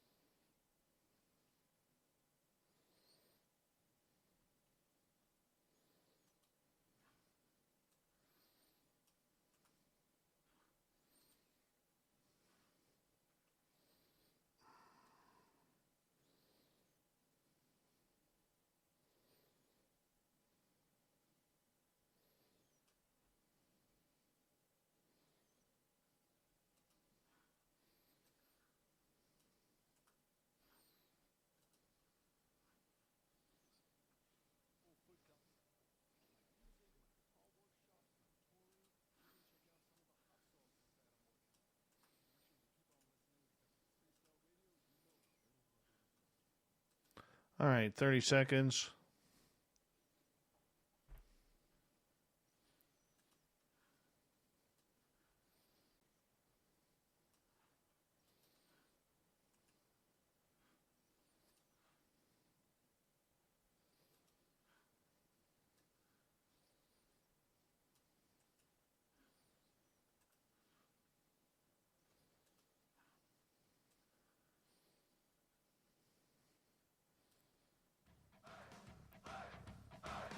Would you like to connect with us? Head to spacedoutradio.com for all your latest show info. Now, back to Dave Scott and SOR. We've rounded third. We're heading for home tonight on Spaced Out Radio. My name is Dave Scott. Thank you so much for taking the time to join us. We really do appreciate earning your listening ears.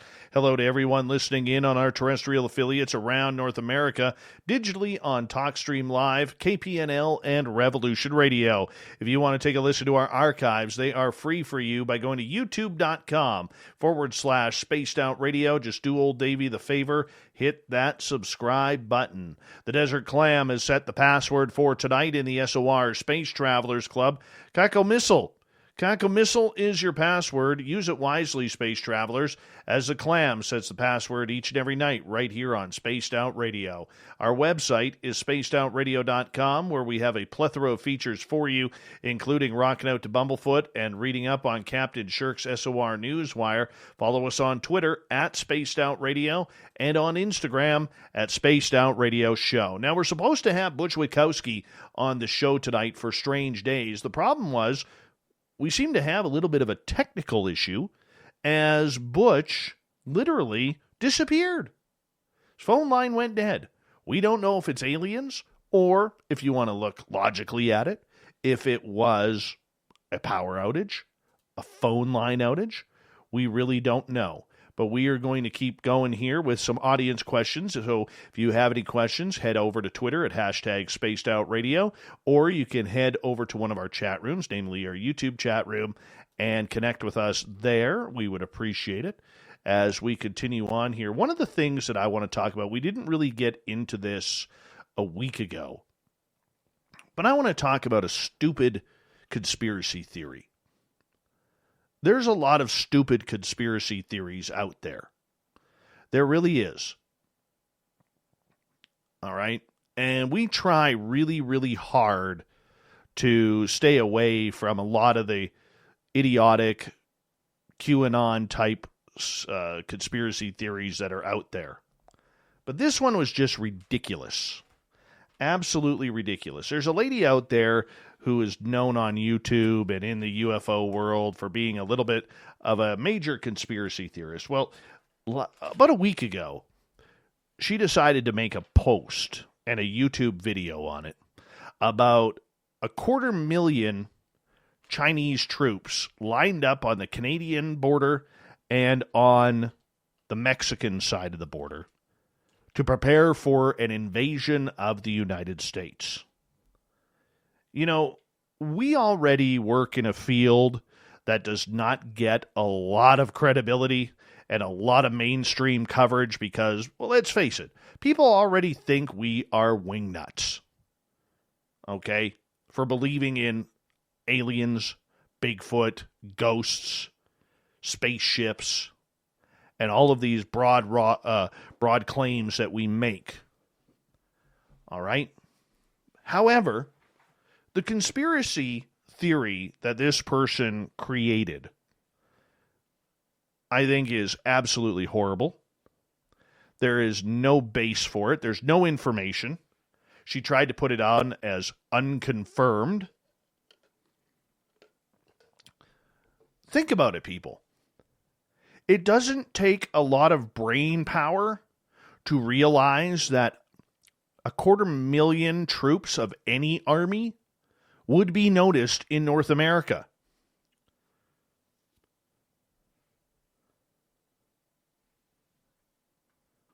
All right? It would be noticed in North America. Think about it. There's NORAD. There is NATO.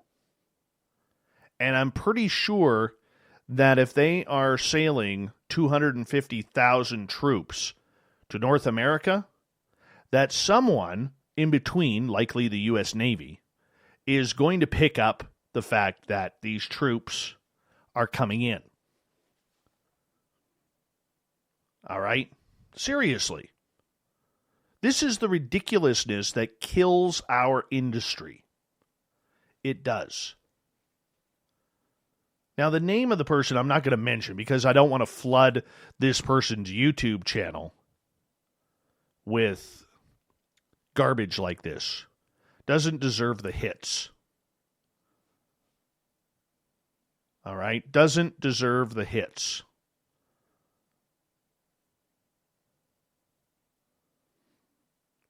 But when you put in 250,000 troops, or you're making claims that there's 250,000 troops tucked in on either side of the border, we're going to notice. The Canadian government is going to notice. The Mexican government is going to notice.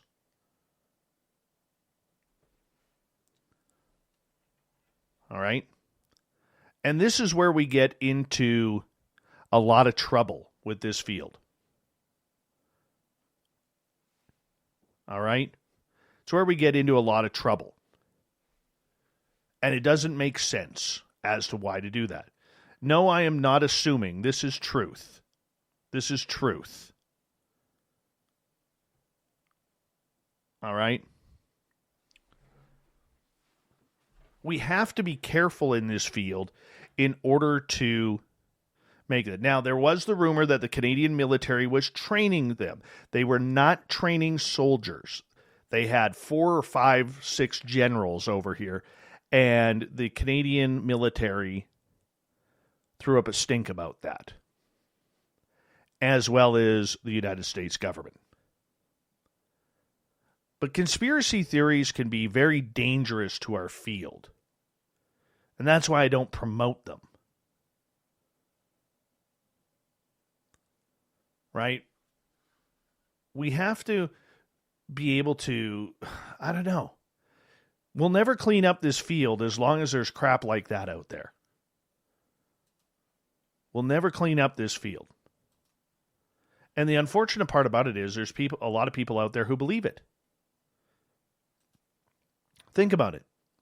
How are they flying in or sailing in without radar detection? Somebody's going to look. Japan? Do you think we're allies with Japan? You think they may not tip us off? United States Navy's pretty big. We know the Americans don't like invasions. I'm pretty sure even as small as the Canadian Navy is, we would notice. I'm pretty sure all of the satellites in space would notice any traffic coming our way. Right? So just be careful out there with what you're hearing. Because there's a lot of garbage out there, and unfortunately it kills what we do. It kills what we do. Moving on. Dirty Filth is asking, what is your all-time favorite cryptid story or creature? I would say my favorite cryptid is still Bigfoot, Sasquatch.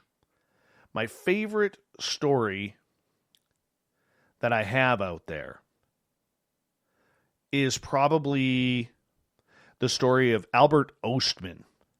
This is going back to the 1920s on the west coast of central British Columbia, where he alleges that he was going on a prospecting tour looking for gold, and on his first night, he was picked up in his sleeping bag and carried off by a Sasquatch.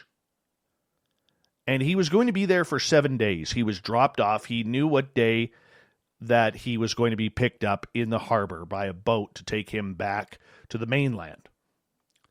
And on night one, he gets captured by a Sasquatch who takes him up to his little hut village. There's a wife Sasquatch, a mama Sasquatch. There's 2 little children Sasquatch running around. And he had his gun with him. He had his tack with him, which was kind of like a meat, like a jerky type meat. He had chewing tobacco. And he stayed with them for like 6 days. And on the 7th day, he knew he had to get back to the water in order to get back.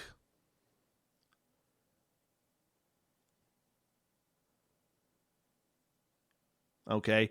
And then what happened was, on the 7th day, knowing that he had a watch on and he had to be back by a certain time, he apparently gave a bunch of chewing snuff to the male Sasquatch, who got really, really sick. Really sick. Started barfing all over the place. And that's when Albert saw his time to escape. And he started running, and the Papa Bigfoot got a little bit aggressive and started chasing him. And that's when apparently he put a shot into the Sasquatch's shoulders, and the Sasquatch continued to chase him down to the water. And he hopped on the boat, and both him and the guy who was running the boat saw the Sasquatch kind of going at the edge of the water. That's my favorite Sasquatch story. Totally my favorite Sasquatch story. Albert Ostman, 1920s. It's kind of cool. Vinny, if you had to convince someone that Bigfoot is real, what would you tell them? Well, I think you have to start off with the Patterson-Gimlin film. I really do. And then you show them pictures of the footprints. Maybe take them out into areas if you have that ability. Right? And footprints, if they're there. That's what I did with my buddy Mark. Mark had been hunting for 30 plus years. He didn't believe in Sasquatch, never saw anything, never really looked. And I got to tell you, when I showed him a footprint, he was quite impressed that he had never seen that before. Now, my buddy Mark, he's been a hunting guide. He was an animal tracker on Vancouver Island. He knows his stuff about the outdoors. This guy is a survivalist.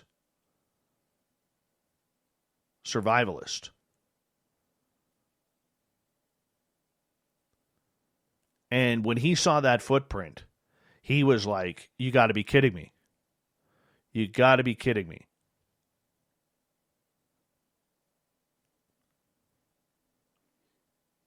So I think that if you could bring a person out into the forest and show them the proper signs, okay, not some bark chewed off a tree, which could be from a moose rubbing its antlers on the tree, or a porcupine or something along those lines, or a bear, show them definitive proof. That's how I think you convince people. We're not going to find it on YouTube videos. We're not going to find it on Facebook or Twitter or anything like that. Too many videos have been hoaxed. Too many videos have been played with or doctored. I mean, you look, we're 54 years after the Patterson-Gimlin film, near 54 years, probably 52, and we're still debating that. And to me, that is 100% real. 100% real.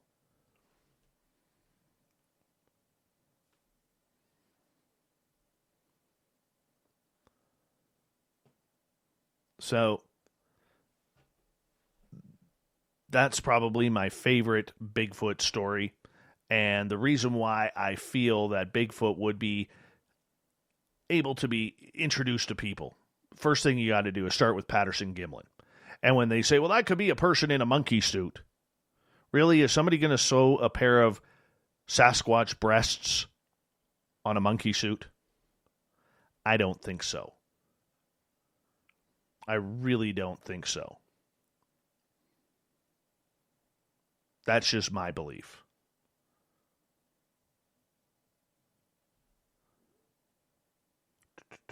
I'm looking for more questions here from our audience.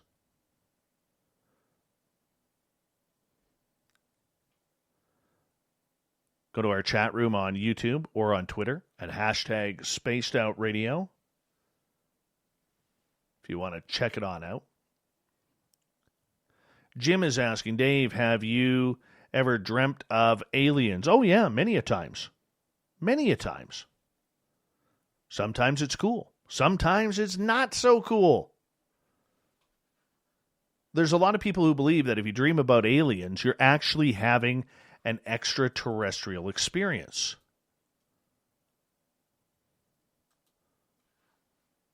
Are we? Don't know. I really do not know.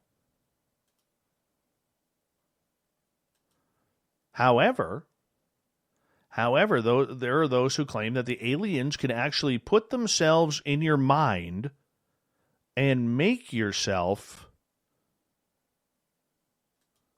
experience something. How great would that be? Can they do that? We don't know.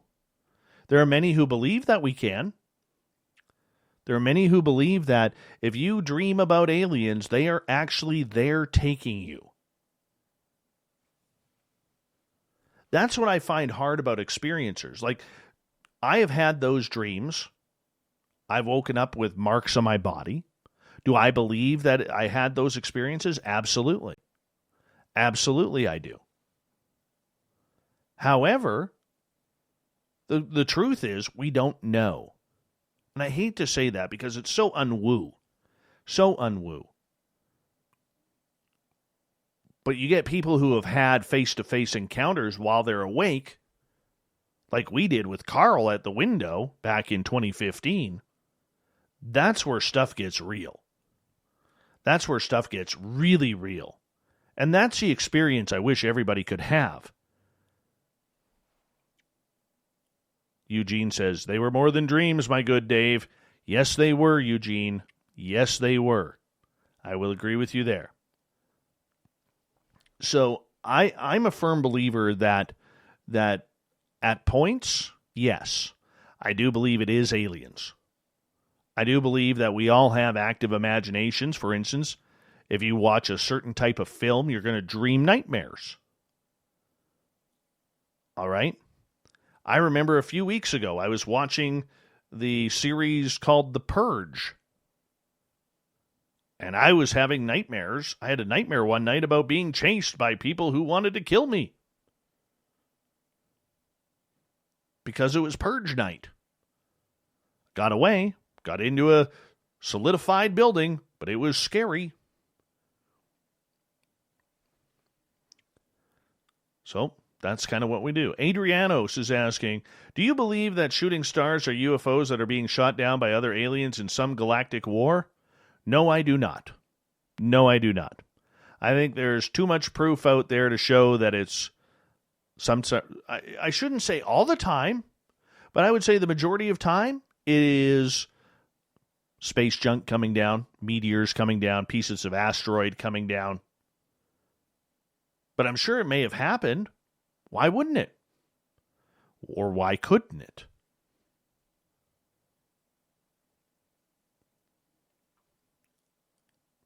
It's very interesting. Howard, it's been a while, but have you seen the shadow dog recently? The last experience we had with the shadow dog at the house was scratching at the door. So I brought the dogs in, closed the door behind me, And then there was like a bump and a scratch at the door like my dogs would normally do when they want to come inside. So for those who don't know the story, I have had a shadow dog around my house. It's kind of cool because this shadow dog actually looks like my black German Shepherd, whose name coincidentally is Shadow. I call him Mr. Doe. So I've seen this shadow dog 3 times here. And then there was the sound about a week ago. I don't know if it's a dark image. Like when I say dark, I mean evil. I don't think so. Doesn't feel that way. I just don't know. But it is kind of interesting that it continues. And it seems to be now going on a weekly basis sort of thing. All right, I just got a message from Butch, and this is what it says. He texted me. He goes, sorry, big guy, lost all power at the subdivision. Transformer took out everything. We'll have to do a makeup for SOR. So Butch apologizes that he lost all power at his house, which we kind of figured had happened. But at least he was nice enough to let us know. At least, I guess we now have confirmation that it wasn't aliens that moved him or took him. Kind of sucks because that would have been real cool if that's what actually happened. But it didn't go that way. So thankfully, Butch is still around. He's alive. His phone isn't. His power isn't. What a time to lose power when it's cold out. See, I don't mind losing power where I am. Like if I lost power here, the cool part about it is I have a fireplace to keep the house warm. I got a big wood stove. Light that sucker up, we'll be just fine. But for a lot of people out there who don't have that secondary heating system, that's what gets a little freaky. Raul is asking, are there alien ghosts? I think there are aliens who can disguise themselves as ghosts. I have a photograph of an alien from a ghost tour standing in a doorway from the museum here. That was taken by Merle's buddy, Jeff. That's kind of cool. That's why one of the reasons why I think they're all interconnected. TH is asking, any news on the To the Stars Academy? The latest news on them is they will be shutting down their storefront in San Diego on January 31st. There has been no replacements for Luis Elizondo, Chris Mellon, or Steve Justice in leaving, but in typical Tom DeLonge fashion, we are told stay tuned, just be patient, things are happening, everything's going to be awesome. As long as he has Jim Semivan and Hal Putoff involved, I think that they'll be able to bring more people on the table. And the other thing that we don't know about the TTSA is who is working behind the scenes, and will they take the time to step forward and put their name on the board of directors or as people involved. That'll be very, very interesting indeed. Can we sneak in one more here? Adriano, so you're saying that Patterson-Gimlin is a real Sasquatch movie? Yes, I do believe that is a real Sasquatch movie. Thank you to everybody for participating in tonight's show and being patient with Butch Witkowski. When we come back from the break, we are going to go to the SOR Newswire, where Captain Shirk has us fully loaded for the news. And it looks pretty good tonight. It really does. And we're going to get to the thought of the day as well. Once again, we'll throw out Butch's website there. It is Butch Witkowski's website is uforcop.com. That's UFORCOP.com. So make sure you check it on out if you have a sighting. We'll be back with the final half hour of Spaced Out Radio next.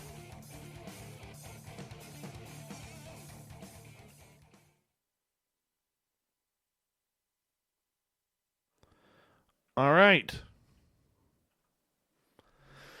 There we go. Now I can get caught up here, guys. Give me a second.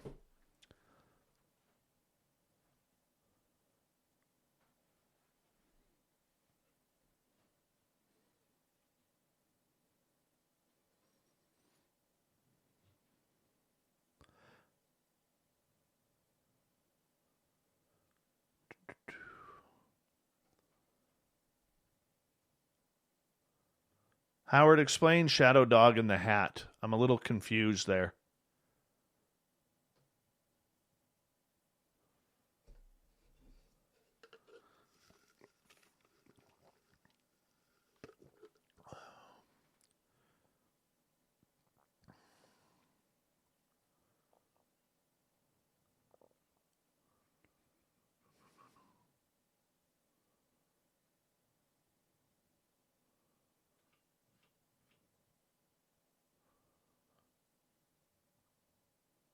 Oh, that hat. No, I don't think there is any connection between the two.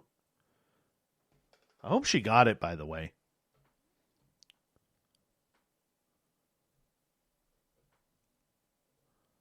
Vinster, I did ask one of your questions. Please forgive me, guys. Okay, having to do this all of a sudden tonight, and with the way the chat room is moving, I couldn't normally keep updated, so when all of a sudden a question popped up, that's the one I grabbed. So it isn't personal or anything like that. I'm sorry if I missed your questions. I really am. I know there was a lot of questions, man, so I do apologize.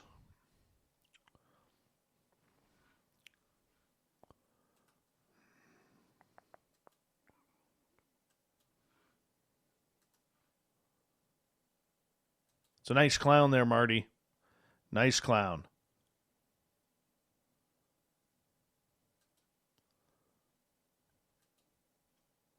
I like that one.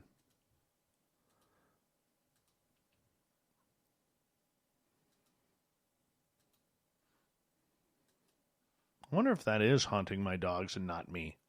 That'd be interesting. Tomorrow night we have a journalist named Chrissy Elliott. She will be talking about Bigfoot, aliens, and sex cults.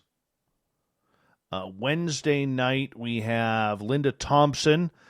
She used to work for, which government agency did she work for? Or a private company that has government contracts. I forget, but we're going to talk UFOs and kind of like private companies doing work for potential work on UFOs that have crash landed. She's got an amazing alien experience too.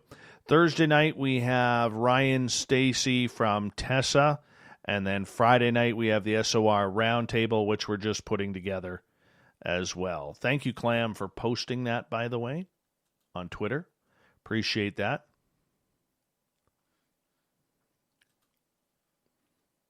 Binster, thank you so much for that awesome super chat, dude. Really appreciate that.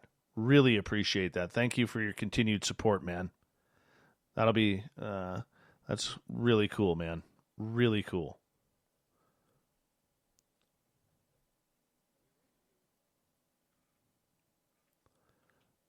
Sovereign, you asked something earlier that I meant to get to.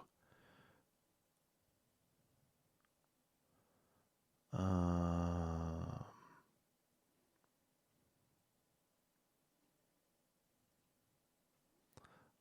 just cannot find it.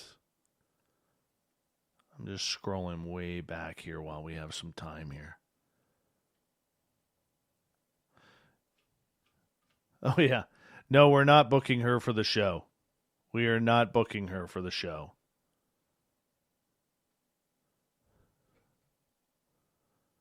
Are there any men still out there? Look at you, Miss Pickles, searching the chat room for a date.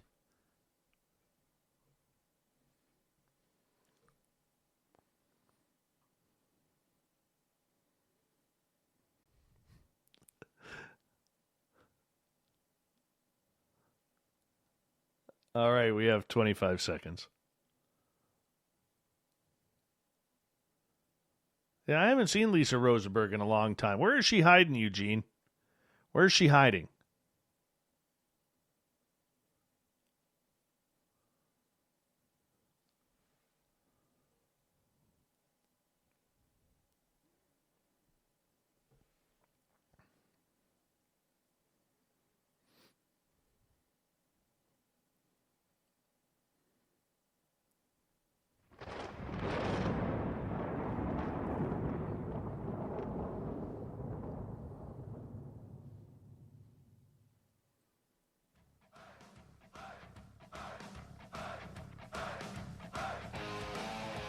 We've rounded third. We're heading for home tonight on Spaced Out Radio. I am your host, Dave Scott. Thank you so much for taking the time to join us. We really do appreciate you, each and every one of you, tuning us in. Want to remind you that if you've missed most of this show or others, you can check out our free archives by going to youtube.com/Spaced Out Radio. Just do me the favor, hit that subscribe button. Our website is spacedoutradio.com, where we have a plethora of features for you, including rocking out to Bumblefoot and reading up on Captain Shirk's SOR Newswire. Follow us on Twitter at Spaced Out Radio and on Instagram at Spaced Out Radio Show. Speaking of the news, let's do this thing, shall we?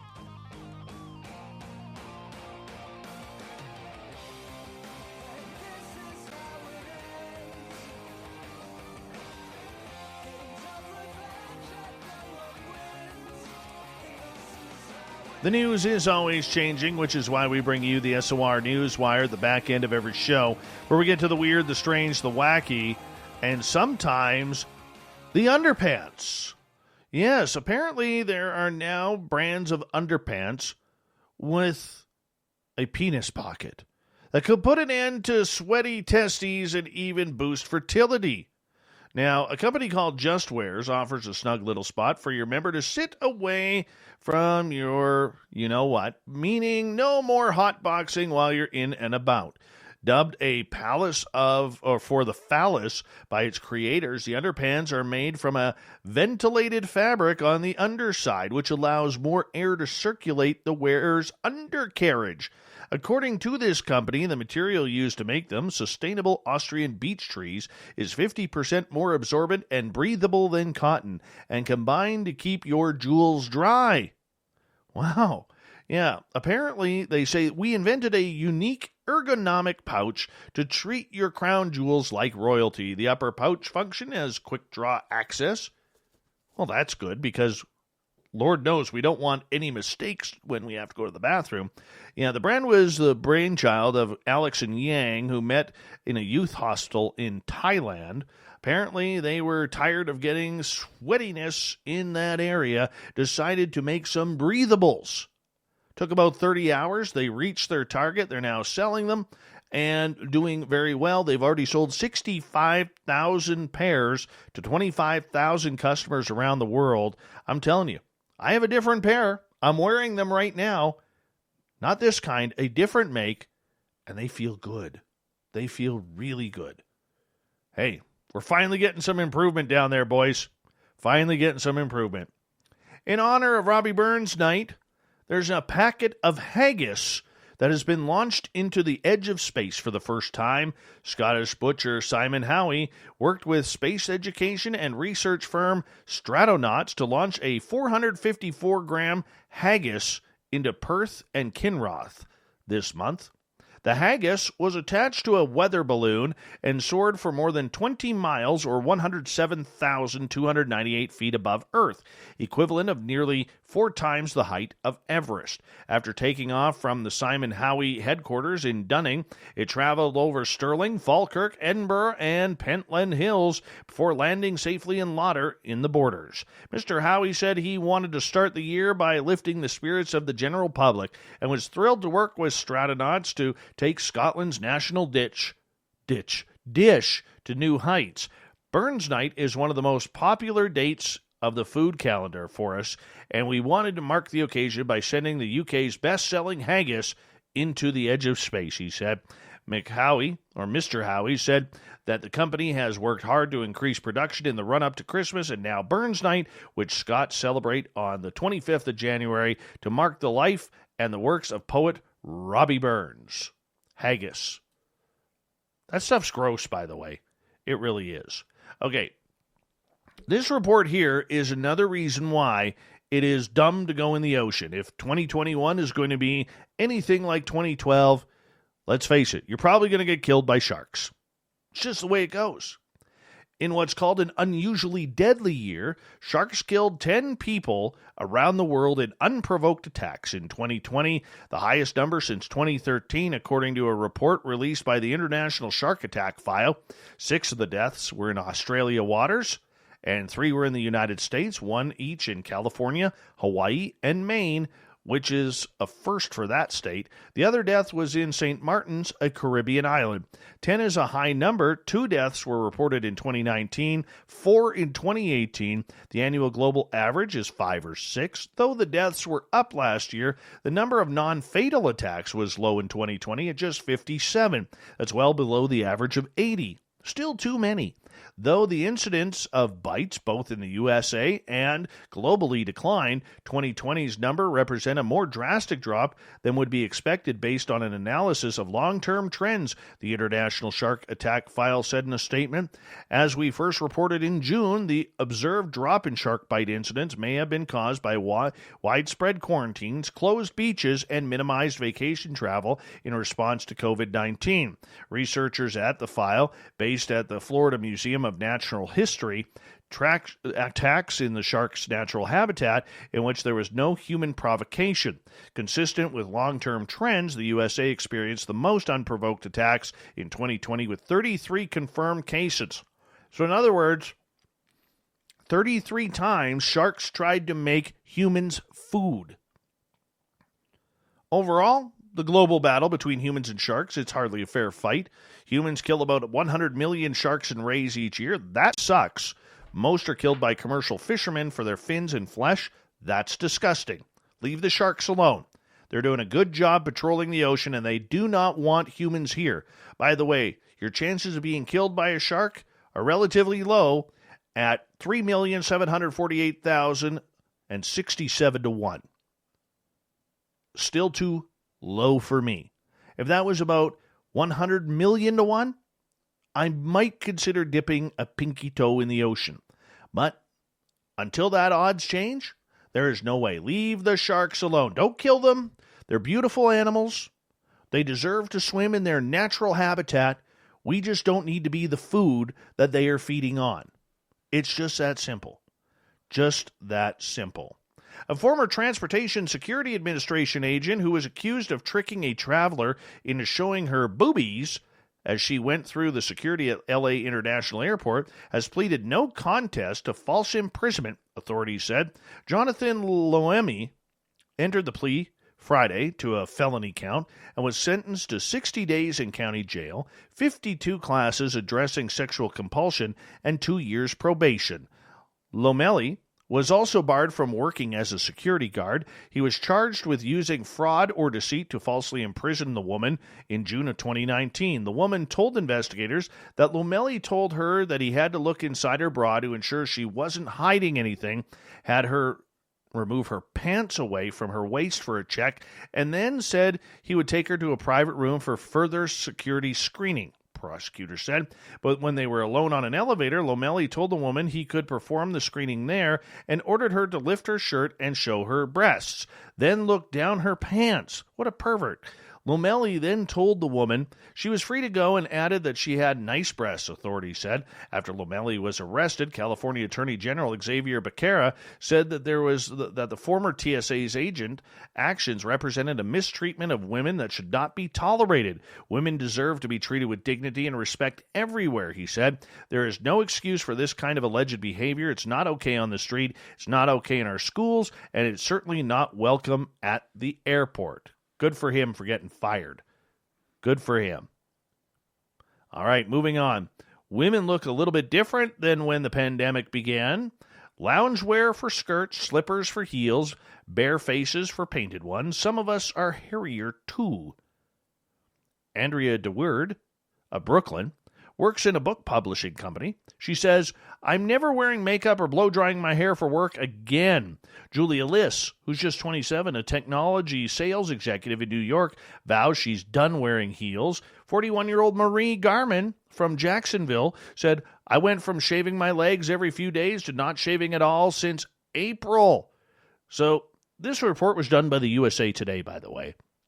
They said they heard from dozens of women who share that despite the pandemic's lockdown, social restrictions, and mask mandates, they relaxed beauty standards that have accompanied their retreat from public life, and it's been liberating. If there's one thing good that's come from the COVID mess, it's that I was able to find myself, Garman said. To hell with it all. Who are we really doing this all for? Not myself, because I hate that routine. If the pandemic had offered women any reprieve, it may have been from societal expectations around appearance. More are homebound, interacting less, zooming more, and beauty routines and fashion choices have adapted in kind.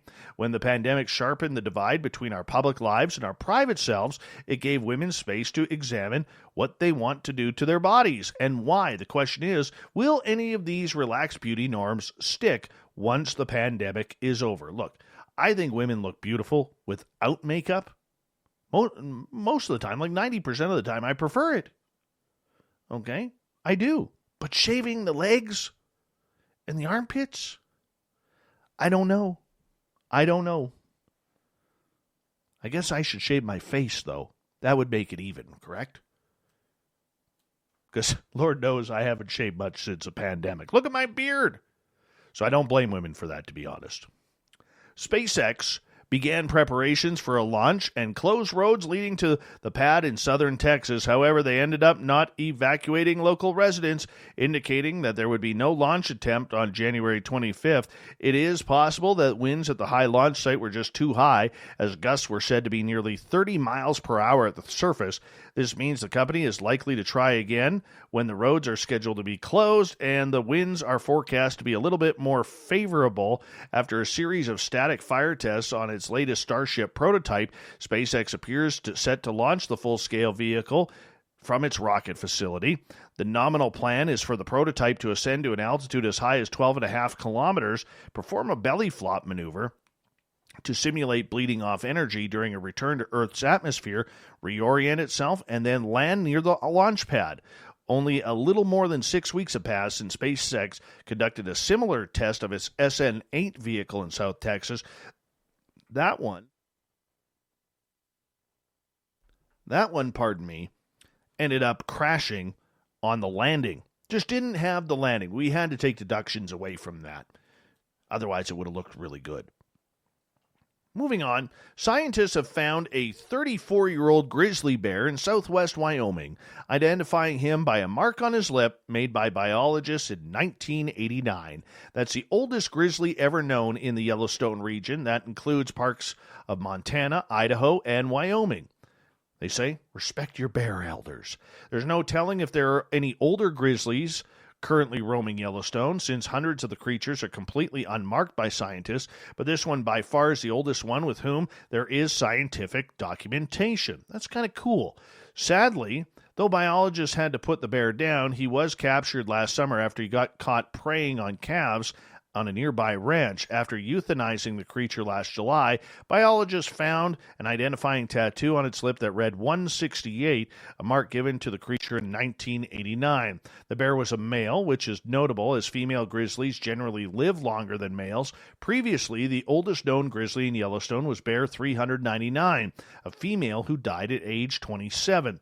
When caught, 168 had just 3 teeth left, and they were ground down to the nubs, a sure sign of old age and an explanation for why the animal was going after easy prey like calves. He was also quite emaciated, weighing just 170 pounds, which is nothing for a grizzly. When he was captured in the Shoshana National Forest in August 1991, records show he weighed 450 pounds. Yellowstone biologists consider the grizzly's bodily health based on a 1 to 5 scale, with a 1 being the worst shape and a 5 being the worst. That doesn't make sense, with 1 being in the worst shape and 5 being the worst. When he was captured, 168 was ranked a 0. Because of his failing physical condition, Fish and Wildlife Service biologists made the call to euthanize the animal last July instead of relocating him to a more remote part of Yellowstone. It was sad that we had to put him down, but ethically there was nothing else that could be done, Dan Thompson, a biologist with Wyoming Game and Fish, had mentioned. Researchers know quite a bit about the bear from past records. Grizzly 168 was first captured when he was 3 years old. That's when scientists gave him his identifying tattoo, then recaptured in Fremont County, Wyoming in 1996. Over the next year, he lost his radio collar, so scientists aren't totally sure what he was up to, but DNA tests show that he likely fathered 3 kids in the mid-2000s and may have had some more kids in later years when he was 23 and again when he was 31. Speaking of bears, a man riding a chairlift at a Romanian ski resort caught a scary video of a tense moment when a fellow skier was being chased by a bear. David Creda posted the video on YouTube showing the bear chasing the skier on a slope at the Prediel ski resort this past Saturday. Chairlift riders alerted the skier to the pursuit, and the skier threw his backpack on the ground, which succeeded in distracting the bear for long enough to allow the man to escape. Police spokesman Ian Zaharia said the skier did the right thing by distracting the bear. He said 3 emergency calls came in about the bear being spotted in various locations. Zaharia said the bear fled into the woods when police arrived in all-terrain vehicles, but authorities are considering having the bear relocated to avoid future confrontations on the slopes, as I hope they would. Finally tonight, the coronavirus pandemic has produced a ripe environment for text message phishing attacks. Such scams are socially engineered to exploit people's vulnerable impulses, experts say, and have sharply risen in 2020. Many Americans sign up for text message notifications and reminders, from healthcare providers to shipping services. But as SMS phishing becomes more widespread, consumers will have to exercise more vigilance with texts of unknown origins. Because you don't want to be ripped off, people. Let's just face it. If you get a text from a number you don't recognize, just throw it in the garbage. Unless it's mine confirming your Spaced Out Radio interview.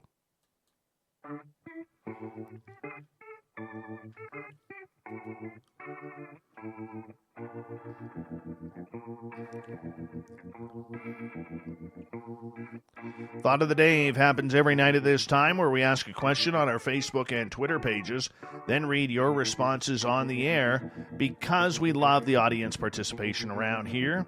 Today's Thought of the Dave is as follows. Where'd it go here? Ah, there it is. What would you do if you found a set of fresh cryptid footprints? Nick, take many pictures, especially of where the prints came from to where they go. Hopefully don't get eaten by Dogman.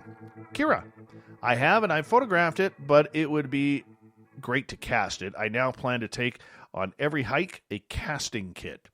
Alex, environmental DNA is the only thing we should be thinking about. We've taken pics and casts for years. We don't need any more. eDNA is the next step. Lori, right now with snow, take a few pictures of them, follow them, keeping ears and eyes on a swivel, and then be happy. All I've heard over the years, one brief glimpse of Bigfoot. To me, it's proof enough that I'm not crazy. Also, hope the footprints I found are not of Dogman. Still taking pictures to get out of Dodge safely as possible. Corrance. Well, different Corey. This one likes Hallmark movies.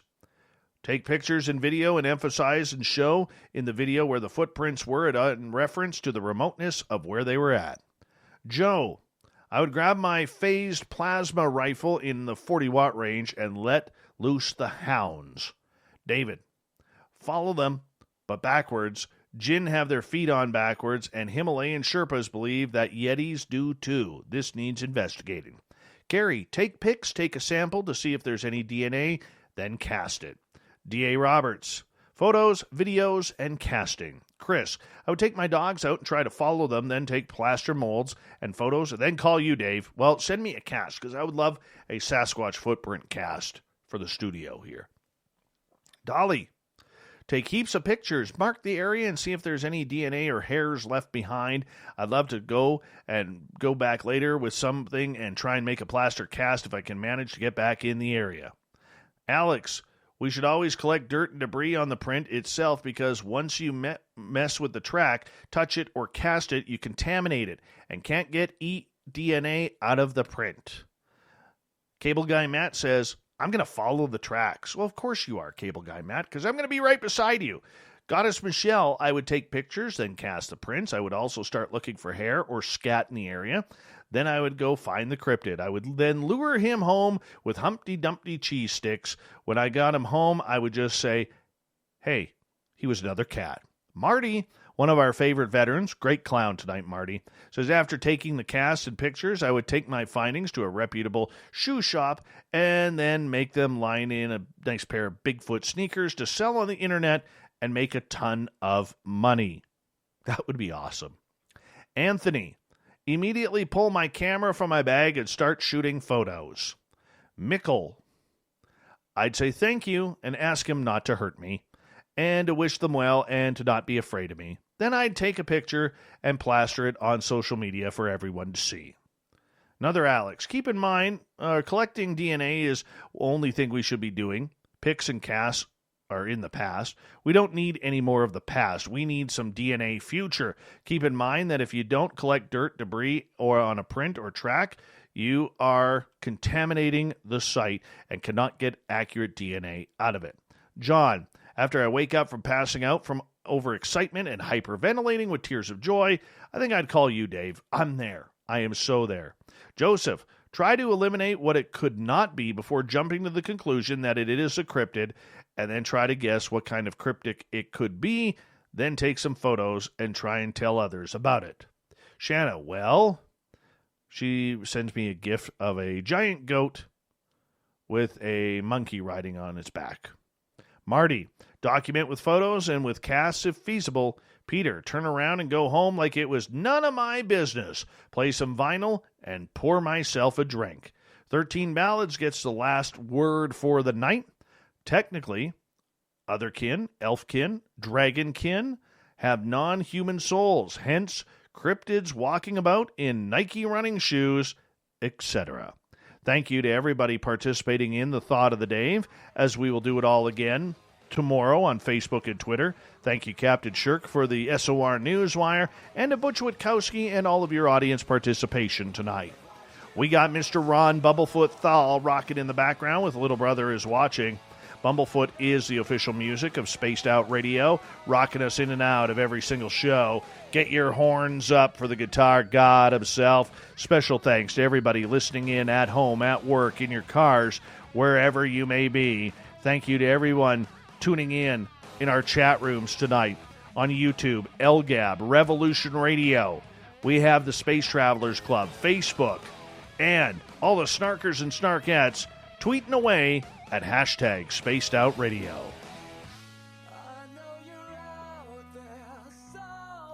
Remember, this show is copyright by Spaced Out Radio and SOR Media Ventures Limited. Thank you so much for choosing to share your evening with us, because together, my friends, say it with me, we own the night. Mr. Bumblefoot, we need a favor. We need you to take us home.